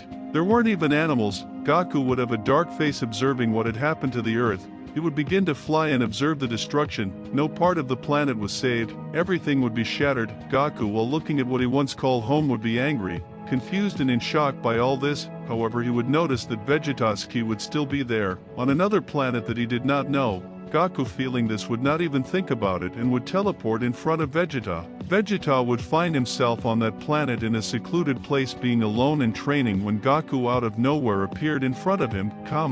What happened on Earth? Gaku would say, barely arriving with a voice of emotion or feeling, something that Gaku had never seen before. What the hell, Kakarot? How are you alive? Vegeta would say nervously and even surprised by Gaku's appearance. Answer my question, Vegeta. What happened on Earth? Where is everyone? Gaku would say seriously. Vegeta would be confused by Gaku's sudden appearance. Also, Gaku's strange appearance and that feeling of being inferior to him made him feel strange. Vegeta still hated and repudiated Gaku irrationally out of desire, but even so he could not ignore the whole situation that had happened. It was Frieza. Frieza came to Earth and killed everyone. Vegeta would say after a few seconds of silence. Gaku would process this information. He was upset. It was his fault. All the innocent humans, and although the people who betrayed and died, it did not make him happy. He felt there was something else. He did not see coherence in that, which is why Gaku never hated them, not until he knew the reason behind. However, now they would all be dead, partly because of him, for reviving Frieza and letting him live. He would have a small internal conflict, but he would decide quickly. I see, Gaku would say, and then teleport away and appear in front of Frieza, who was being served and accompanied by workers loyal to him on another planet in another galaxy. Vegeta, after Gaku's disappearance, would be left alone with the tension that Gaku left in the air. Meanwhile, Frieza was walking while being informed of things in the universe by his worker on that planet. Gaku would appear in front of him, taking Frieza by surprise, who would give a small sign of surprise. Frieza would observe Gaku. Several things would happen in his mind. He thought that Gaku had died, but now he was alive. He would think that somehow Vegeta would have received him or something like that. Why did you do it? Why did you kill everyone on Earth, Frieza? Gaku would say in a serious and truly angry tone. Jojo, did you come here just to die? I thought you had died at the hands of your own friends, but it seems that Vegeta's monkey revived you or something like that, isn't it? Frieza would say in a sarcastic and mocking tone. Gaku would not pay attention to him. I let you live on multiple occasions, I gave you several opportunities, now I can see that it was my mistake, Gaku would say seriously towards Frieza. Frieza would notice Gaku's strange and new attitude but would not fear in the least. He was confident with his new power and did not see Gaku as a threat, especially because being able to feel Gaku's power was complicated by his divinity. Jojo, I see, I don't know what happened to you. I suppose the betrayal of your friends affected your brain a little, but you won't achieve anything. You only came for me to kill you, comma. Frieza would say with a superior smile, comma. I already know what I must do, so that you don't cause more problems in the future. I will take charge of my own mistake. Here and now, I will eliminate you, Frieza, comma. Gaku would say with a contemptuous tone and with authority, comma. Frieza would smile and go into his black Frieza form in an instant and would try to silence Gaku with a punch. He would throw a punch to the stomach like he did that time he defeated him, but Gaku would stop the punch with one hand without expressing difficulty. Gaku would watch Frieza without expressions. Frieza seeing this made a shiver run down his spine for some reason and a drop of nervous sweat would come out of him which would make his smile fall a bit. Gaku in irrelevant matters of time would hit Frieza in the face, sending him flying so hard and fast that it would take him off the planet, sending him to crash into a moon of a planet close to that one. Instantly Gaku, without the need to teleport, would appear in front of Frieza, who was stunned by the blow. Frieza would recover instantly and with a furious chasm would expel all his ki, being an impressive amount that would make several galaxies tremble given the lack of control. So immense of ki given Frieza's fury.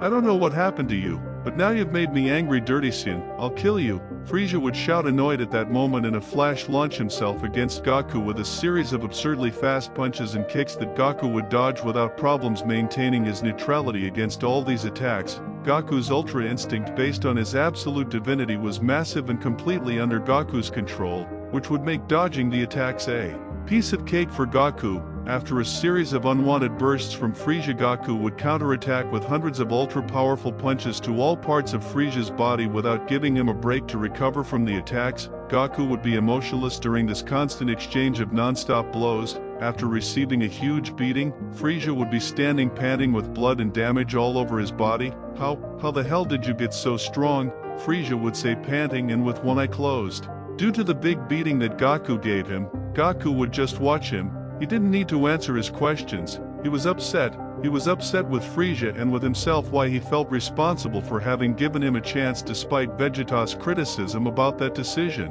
Gaku would extend his hand preparing to pulverize Frieza. Frieza would watch in fear. Everything happened so fast. Gaku showed no mercy or looked for a long fight like he used to. He was direct and in a way that terrified Frieza. Wait, Frieza would say weakly, and then Gaku would pulverize him with his ki attack as if it were nothing. Gaku would stand up after having eliminated him. He showed no sign of emotion. He simply thought that although he didn't like to kill, sometimes there were beings like him who could not be forgiven. Gaku would turn his back and observe the space. He lay on that moon. There was no noise, pure tranquility. He would stay like that for a while until it was time to continue. He needed to find out what caused that attitude of his friends. He had many things to do, life on Earth, the actions of his friends and all that. Gaku had to solve it. Gaku would know what to do. He was going to go where Bills was, who was the one who also showed him that he hated him and who was the one who defeated him. Gaku would then teleport to where Bills was, who was on his planet lying in a chair drinking a drink prepared by Limo, where Broly and Kila were also with him along with Whis, who was always with him.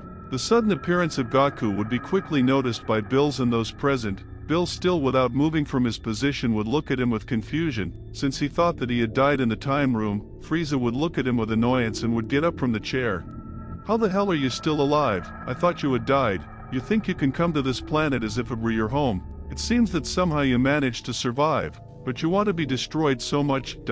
Bills would say threateningly. Keela and Limo would observe this behavior of Bills with confusion, since it always seemed to him that they were friendly with each other, but because of how angry Bills was they would simply stay back with nerves. They would not be affected by the desire since their opinion about Gaku was quite neutral. It was not like they were friends nor would they contact often. Meanwhile Broly would see Gaku with hatred, things that would be perfectly noticed by Gaku. Realizing once again the abnormality of that hatred, thus increasing his suspicions of an external factor, since Broly I had reasons to hate him, all the humans and warriors of the earth were destroyed. Gaku would say, normally ignoring what you say Bills, it's a shame, the food was very good. Although he was already aware of this, it was Frieza wasn't it, Bills would say with some tone of arrogance and superiority as if he didn't care about the event. That attitude would annoy Gaku. If you knew about that, why didn't you help? The earth gave you many comforts and food, and you just take it as nothing, Gaku would say angrily with a face that would show expressionless annoyance, Bills would get angry at this accusation, do you dare to replicate the actions of a god of destruction? You disgust me. It seems that you have become conceited just because it seems that you have become a little stronger, Bills would say, showing his aura of destruction, Whis would be quiet and notice Gaku's new appearance, which would be the main thing that would catch his attention, since besides this, Gaku's ki was no longer that of a mortal at all. He had no trace of mortal ki in him, only divine ki, which would be something that would surprise and catch Whis' attention. He shouldn't underestimate you, Mr. Bills, it's Gaku. He could no longer be considered immortal. I suppose you've already realized that, right? Whis would say calmly to Bills.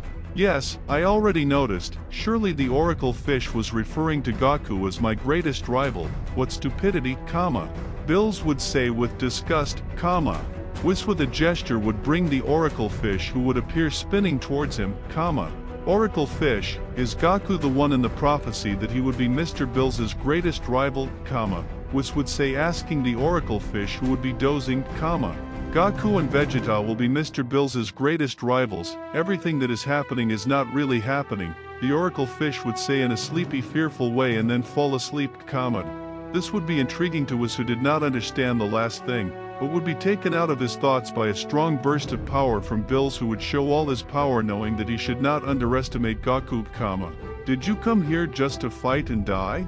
Saiyan, Bills would say defiantly, I hadn't come with the intention of fighting, I was looking for answers, but I was only disappointed, Gaku would say calmly. Bills would take this as a mockery and immediately launch a kick towards Gaku that would be dodged without problems by Gaku. Bills would assume that would happen and would grab Gaku's arm and throw it towards the sky, with such force that he would take him off the planet and be in space. Bills without waiting would appear in front of Gaku with a ki blast at point-blank range, but Gaku would instantly move, instantly dodging that and landing on Bills' arm without problem, then spin and connect a downward block to Bills' head that would send him crashing into a planet. Bills would expand his Hakaishin aura, noticing that Gaku indeed had enormous power and would not hold back, expelling all his power, making the universe tremble and making his power felt in all 12 universes. Gaku would remain calm and quiet in the face of this demonstration of power, and knowing the true point that Bills was reaching. The enormous amount of power emanating from Bills would destroy nearby planets that would not withstand such an amount of power.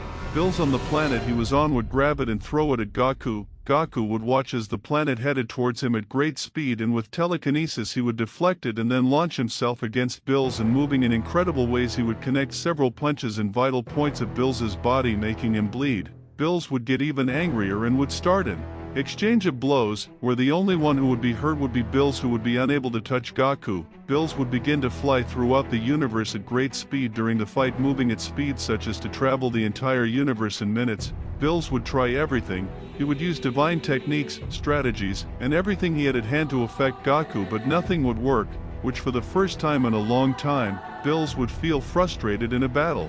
Gaku would begin to beat up Bills, humiliating him in every way. Gaku was so fast and strong that Bills couldn't do anything. Added to the Ultra Instinct, he would make him untouchable. Bills would already be weak from the colossal amount of blows he had already received. Gaku would still overflow all his energy and would have Bills in front of him panting in corners of the universe. Gaku would still watch him with a serious look.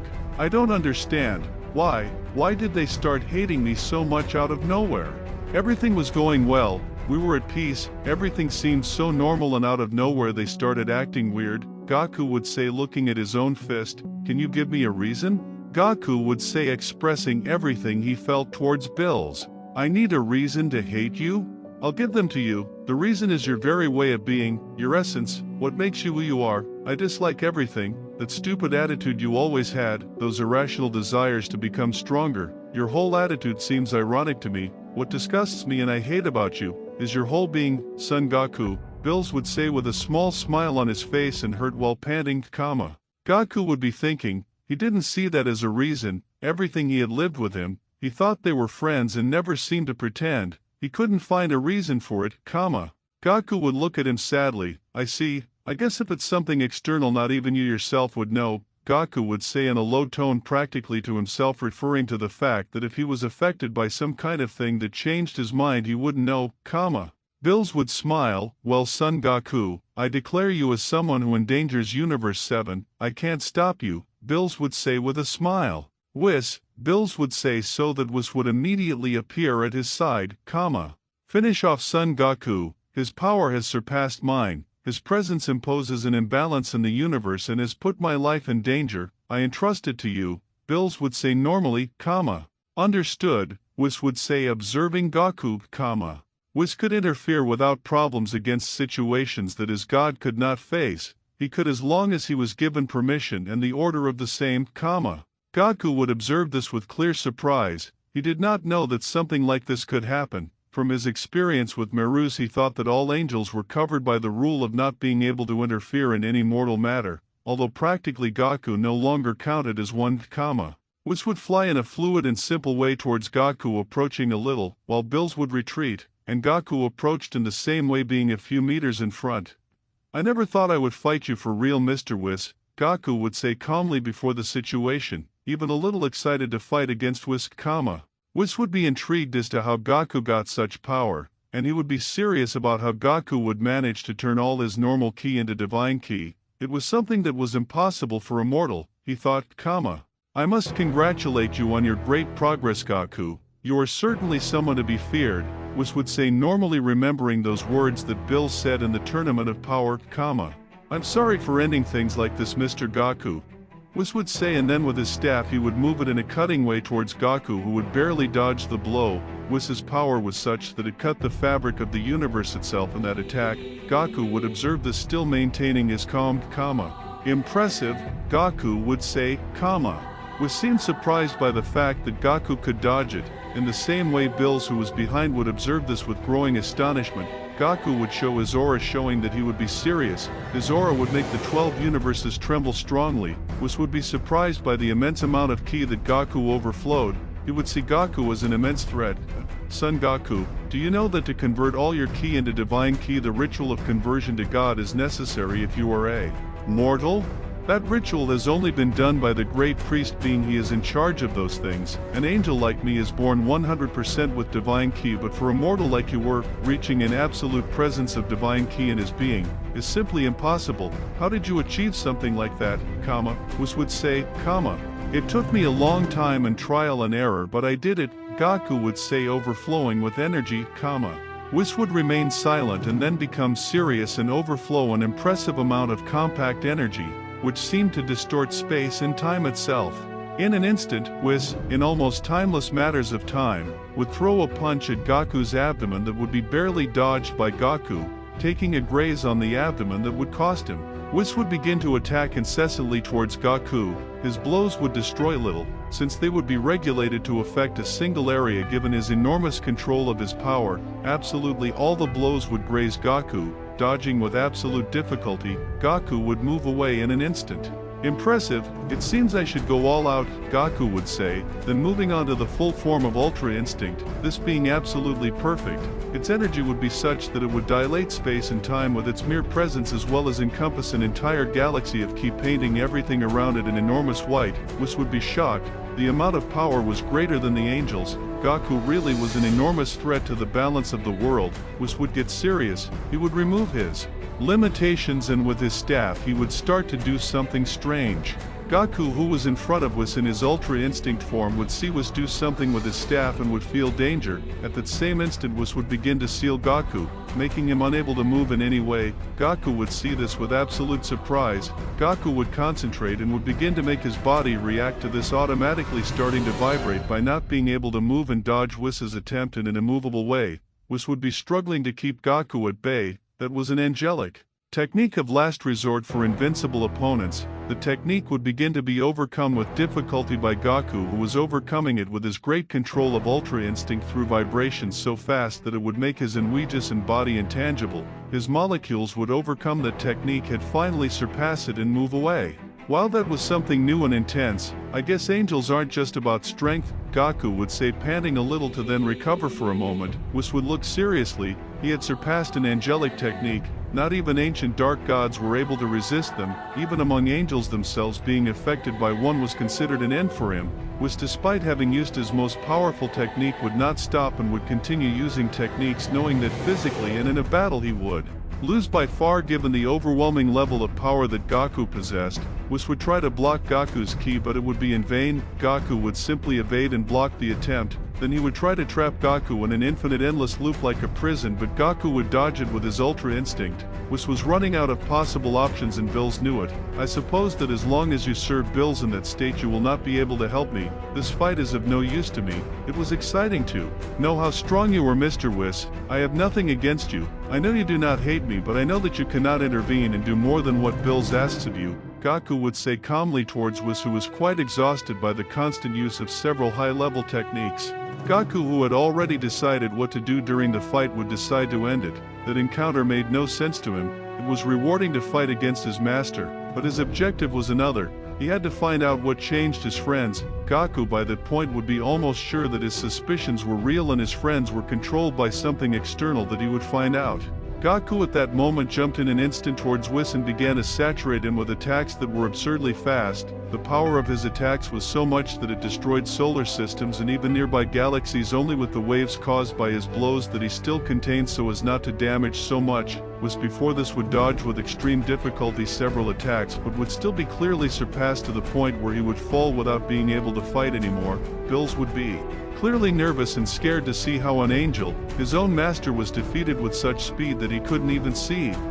Gaku to finish with an exact blow would knock out Whis. Gaku would carry him and give him to Bills, who would be looking at him nervously, The scene was totally unthinkable. An angel had been defeated and annoyed. It was something that Bills imagined seeing in his entire existence. Given the impossibility of doing such a feat, Gaku would see Bills stunned one last time to take flight at an irrelevant speed through the universe. Gaku would find himself flying throughout the universe to clear his mind and think about what he should do. He needed to find something to help him. Now his problem would be several, since in addition to everything, life on Earth had ended, including that of those who betrayed him. Gaku would think that the first idea would be to find out what had happened for his friends to betray him, and through the answer he got, revive them with the Super Dragon Balls or in some other way. Gaku would find himself flying for a few minutes throughout the universe, traveling through it quickly. While flying to think about what could help him fulfill his objective, he would remember the Galactic Patrol. He remembered those moments when he fought with Moro. He would think that possibly they could know the one had happened. He also knew that Meruz was there. Although he was no longer an angel, he would be pretty sure that Meruz would probably hate him too. So as not to take that path, he would look for someone he didn't know much. Gaku would begin to feel all the key in the universe looking for someone who could fit with what he was looking for, and thus he would reach Yakko, the Galactic Patrolman who was close to Bulma. Gaku would think, since he saw him on several occasions but never interacted with him in a real way. Gaku, after deciding, would make the decision to go talk to him. He wouldn't know if he would hate him or not, but he had nothing to lose by checking it out. At that moment Gaku would teleport where Yakko was. He would appear in his ship next to him. Yakko would notice this immediately and would be startled to see Gaku appear out of nowhere. And what the heck? Yakko would say, nervous about Gaku's sudden appearance out of nowhere. Hi, how are you? Gaku would say normally to Yakko, who was still confused. You are Gaku, aren't you? Yakko would say nervously, seeing Gaku and more with that appearance of Ultra Instinct, but he would decide not to ask. He clearly knew him because they previously worked together as Galactic Patrolmen to defeat Moro. Although Jaco really didn't do much, Yes, it's been a while, Gaku would say calmly. I suppose you know that the Earth was destroyed by Frieza, right, comma, they all died. I heard that you were missing. Where were you, comma, Yako would say with some melancholy and interrogating Gaku, comma. That's why I came. My friends betrayed me and attacked me. Until a few hours ago I was locked in another dimension. I came because I needed to ask you if you knew what could have happened. It doesn't seem normal to me that they would take an attitude like that against me out of nowhere, Gaku would say without remaining calm since he was in the state of complete Ultra Instinct, since he never detransformed since the Whis fight. Yako would listen to this in astonishment. He would understand that somehow Gaku's friends would attack him and betray him, and that Gaku was asking him for help. I see, that explains too many things, but first of all I must take care of it. The entire galactic patrol went into chaos after the disappearance of several galaxies. It seems that there was a terrible combat between beings on a chilling scale, Yako would say, and then look at Gaku with suspicion. Yes, sorry, it was probably me, Gaku would say regretfully. Yako would simply not ask questions. Well, I really need to find answers to that. I promise to fix the whole mess later, Gaku would say. Yako would just sigh at this. I really don't know what could have happened, but anyway there is a way to find out, Yako would say, leaving Gaku intrigued. Yako would start driving to another place in the universe. There is a being in our universe, he is the great Zeno. He is a wise man who knows absolutely everything that happens in the universe, being you. I am sure that he will be of help to you, Yako would say. Gaku would see hope in this and simply wait patiently until he reached the place where this being was. Upon arriving, Gaku would get off the ship with Yako. Having arrived at Zeno's planet of origin, it would be a fairly large and ostentatious temple. Upon arriving, Yako would request an audience with Zeno, which would be easily granted. Now Gaku and Yako would find themselves face to face with Zeno, who would seem to be 3 people or something like that, but they would not take it seriously. Zeno would ask for his gift, strangely asking for a kiss. Gaku, surprised by this, would simply do it without problems, and Zeno would ask him a question, being a man. My question is, why everyone I consider friends out of nowhere started to hate me, Gaku would say seriously. That is why 5 months and 3 days ago at 11:42 AM terrestrial for the planet where you were raised, 11 of the destructive gods of destruction gathered the Super Dragon Balls and asked that all those who appeared to you have some kind of respect towards you, or simply like you, be the opposite and hate you in an irrational and unjustified way, Zeno would say calmly. Gaku would be in shock. His suspicions were true, but thinking that 11 of the gods of destruction would ask for that wish was very strange. Gaku would seem between confused, relieved, and determined, and clearly hurt by what they did to his friends, who were affected by an outside wish, which would hurt him more by their death. I see, thanks, Gaku would say while Yako watched him with some nervousness and surprised to know what happened. Now it's your turn, patrolman boy, Zeno would say. Then Yako would nod and give him the gift. My question is, why would the 11 gods of destruction do something like that? Yako would say. The real reason is beyond my knowledge. My knowledge is only based on this universe, but at the time they were here, it can be known that they did that because Gaku was a threat to them, Zeno would say without further ado. The answer would not convince Yako, but Gaku would tell him that they could go. In the end they already got what he wanted. Don't worry, I'll get the rest myself, Gaku would say, determined to go after the gods of destruction. Yako would look somewhat fearful to hear that 11 destructive gods would go against Gaku, but Gaku would look calm, which was disconcerting. Yako would be about to ask a question. Well, I have to go. I guess you don't hate me because you always remain neutral around me. I should thank you for that, I guess, Gaku would say with his typical smile despite being in Ultra Instinct.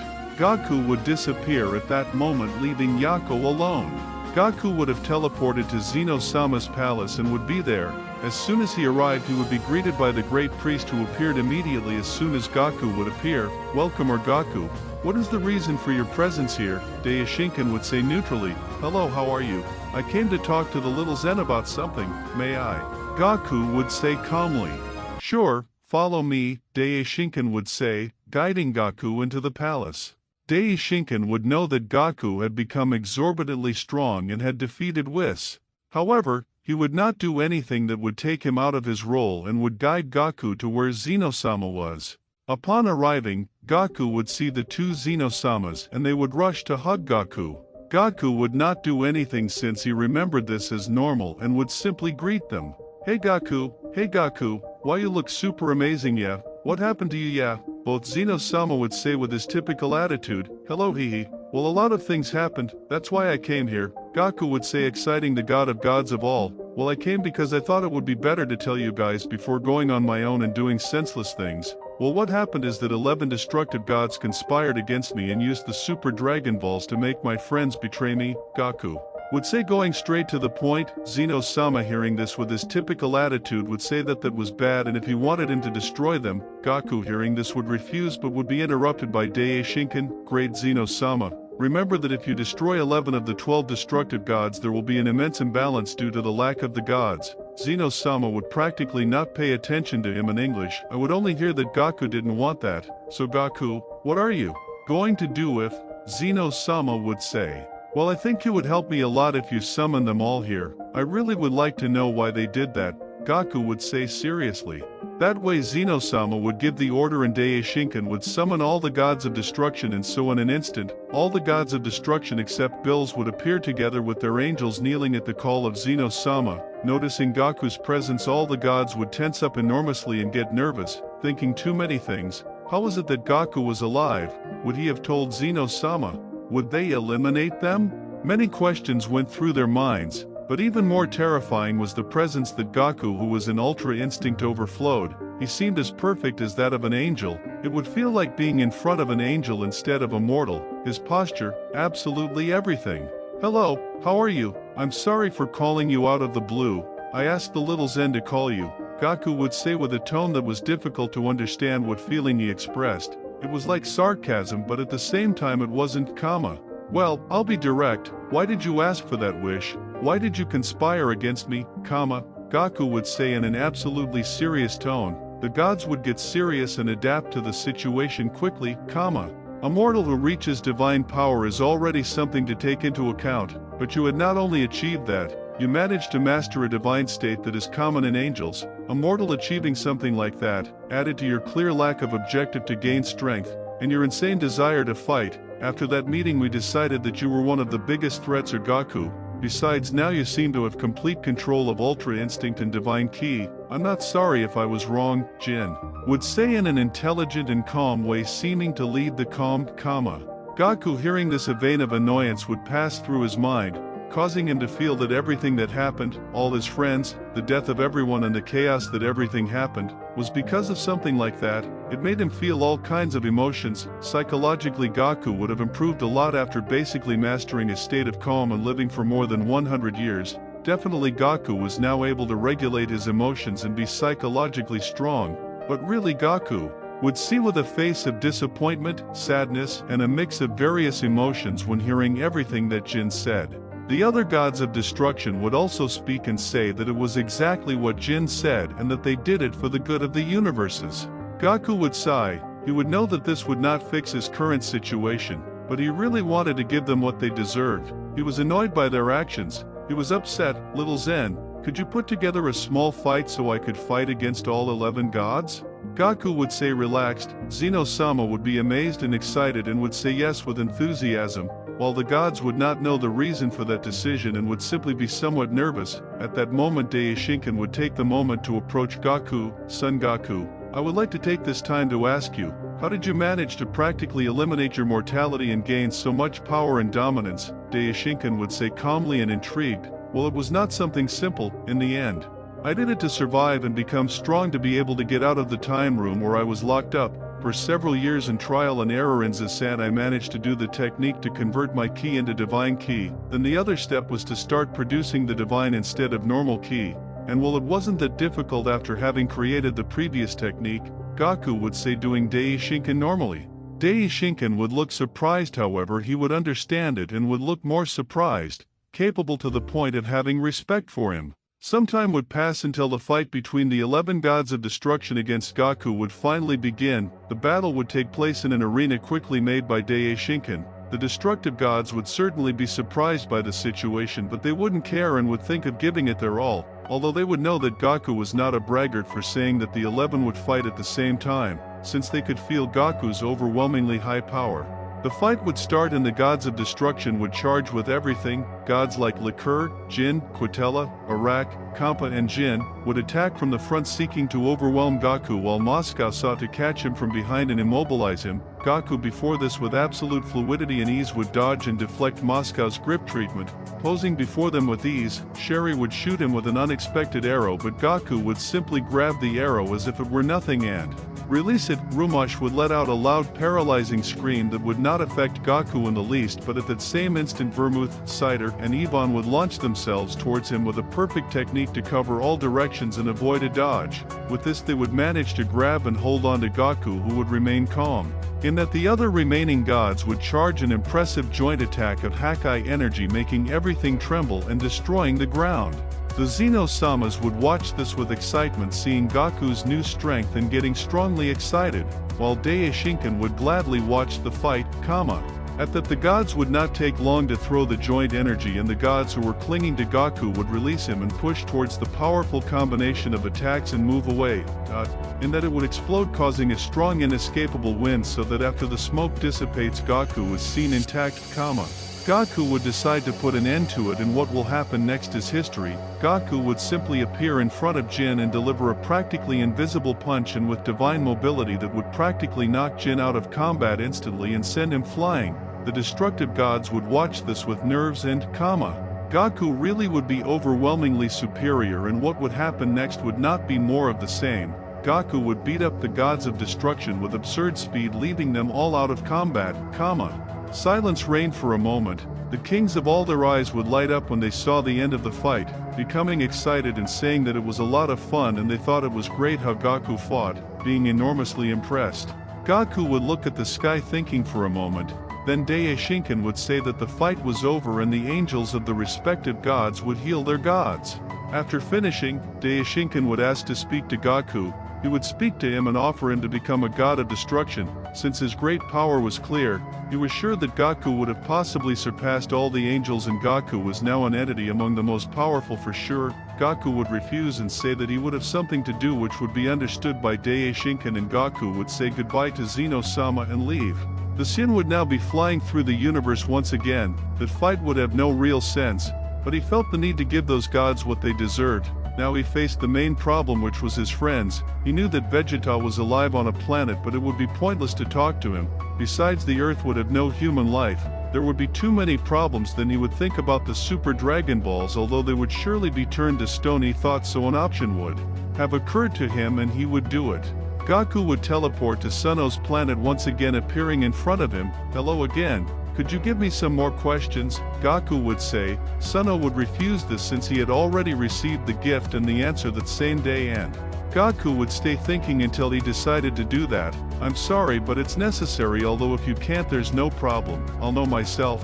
Gaku would say to approach Suno and touch his head to read his mind, just like he did with Krillin on Namek. Gaku would begin to read Suno's knowledge, being momentarily saturated by the amount of knowledge he possessed and being somewhat unable to control how much information he had taken out, and at that moment Gaku would gasp for a moment from the enormous overload of things he now knew. Suno would look at him with a drop of sweat and nervous. Gaku would get up without overloaded by the overwhelming amount of information he now knew. Gaku would look at his hands and ignore Suno for a moment, processing everything until it would finish. Gaku would simply leave in a quick flash, leaving Suno alone, and with a drop of sweat, Gaku would be in space once more, and while he was thinking he began to gather the Super Dragon Balls throughout the universe. Although they were transformed into stone, it wouldn't take Gaku long until he had them all gathered. Gaku would look at them, and now with the amount of knowledge he would have already thought of what to ask for in addition to how to advance the petrification time of these, by putting them active. Tinakawa Ganteshiso o Urinamika yo di Chanmage. Gaku would say, this being the phrase of summoning the dragon, now knowing it thanks to Zuno, the colossal dragon would make an appearance, being overwhelmingly giant. Gaku before this would remain calm and observe him. The dragon would ask him to say his wish, and so Gaku would ask, Gaku would ask that the timeline in which they were to return to the past except for his mind and memory. and he would say exactly the exact date and time that would serve him right at the moment where he fought against Jiren. Gaku would say in the language of the gods that he now knew thanks to Zeno. Gaku would ask for this wish knowing that with this he could correct what happened and would not create another alternate timeline, but that same one would simply be modified in time erasing everything that happened, The dragon's eyes would shine and suddenly an immense phenomenon would occur throughout the Dragon Ball macrocosm and he would return to the past. Gaku was beaten and in the state of Ultra Instinct himself fighting against Jiren. When he would receive a punch from Jiren, Gaku would fall to the ground for a moment processing everything that was happening. He noticed that he was back in the past, his body was the one from back then but he kept his memories. Gaku would get up and look at Jiren. "Sorry Jiren, can you wait a bit?" Gaku would say and enter the state of complete Ultra Instinct. The state, despite not overflowing an immense amount of power, was perfect, given the knowledge of Gaku that still remained. Jiren would look at him in confusion seeing that he returned to the white state of Ultra Instinct. At that moment, Gaku would teleport away, disappearing from the combat arena, leaving the public, who were Topo, Vegeta, Bills, Vermouth and the angels of the gods, confused and strange. Gaku at that moment would appear in front of the gods of destruction who would be moving the Super Dragon Balls at that moment. They immediately noticed the appearance of Gaku looking at him with absolute confusion. Gaku was supposed to be fighting Jiren at that moment. It made no sense for him to be there. It wasn't even Bills, it was the mortal himself against whom they were conspiring. Gaku would increase his power in Ultra Instinct by perfecting it to the maximum, overflowing immense power, given his absolute mastery that did not depend on his previous body from the future. This would confuse the gods and Liqueur would try to speak, but at that moment Gaku through a technique would immobilize all the gods at the same time. They would look terrified. For some reason they seemed to be afraid. Gaku would not speak and would simply go straight to the point without saying anything. Gaku would approach each god of destruction who couldn't even speak because of Gaku's technique. Gaku would touch the head of each god and through a strange technique that now knew hundreds of the bases of almost all the techniques thanks to Zeno, Gaku would remove from the memory of the gods that meeting and that plan against him, changing it for simple neutrality towards himself. Thus Gaku would do with all the gods and would leave them all unconscious. Once that was done, Gaku would transport each god to their respective universes with their angels who did absolutely nothing because the gods had no time to do or say anything. Although the angels themselves did not seem to be against what Gaku was doing, Gaku would say goodbye to the angels with a reference and ask them to keep the secret with his typical kind tone, So Gaku would be left alone there with the Dragon Balls, floating in space, Gaku would stare into space, thinking it would be calm. Gaku was no longer who he used to be. Those more than 100 years he spent locked up there, that immense amount of information that he now knew thanks to seeing Zeno's mind. Gaku was no longer who he once was and he knew it. Now he was in the past, but he lived in the future. He knew that it would make no sense to live like he was now. It would simply be out of place. The things that once excited him, he now saw them in a different way. So, Gaku without seeing space would decide.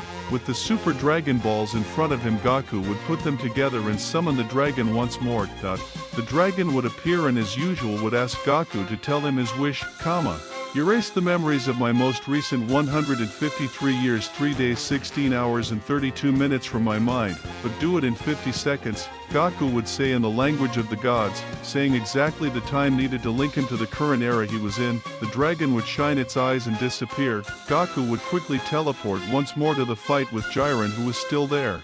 Those present wondered what he did, but Gaku would barely appear and would punch Jiren that would send him flying.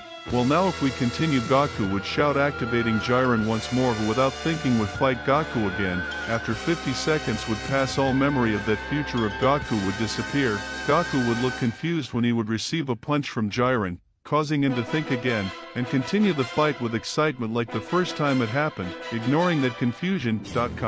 In the end the fight would end like the first time with Jiren being the winner, Once the fight was over, they would heal Gaku and ask him where he teleported in the middle of the fight, but Gaku would have no idea what we were talking about and his attempts would be in vain and they would simply ignore the subject. Bill, satisfied with the fight, would go once more, now without abnormalities of desire, and everything would go as it should. Vegeta would stay if he hadn't been the one who fought. A comical conversation would occur as always, remaining as a simple dream, that future and that Gaku, Vermouth, who would be confused to see that the gods of destruction would not carry out the plan and seem to have simply deceived him, or would simply ignore it, would be frustrated but would see it as a waste of time and would ignore it as if nothing had happened, So time would pass normally, those things would already be ignored and forgotten by Vermouth, who was the only one who was not there to be adjusted by Gaku, Now once again, Gaku would find himself fighting Vegeta in a practice fight as always, Vegeta and his ultra ego and Gaku and his ultra instinct, but it would be weird, Gaku would have the upper hand and would seem to control ultra instinct better, which would catch Whis's attention. Wow, Mr. Gaku, it seems you've improved a lot with ultra instinct, some news or discovery, Whis would say, hee, it's not that, I just feel like it's much easier for me to let my body flow, I guess it was about time I got used to it more, Gaku would say, implying that even so, Gaku seemed to have after effects of having mastered Ultra Instinct on such a scale and that erased future, Well people, this was the whole movie, I hope you liked it, honestly it took me a long time to make it, it was a lot of work both writing and editing it, so I appreciate your patience, I ask you please to subscribe since that supports me greatly and to stay tuned for my content, because there is a lot of content coming out in a row. Thank you very much for enjoying the theory and goodbye,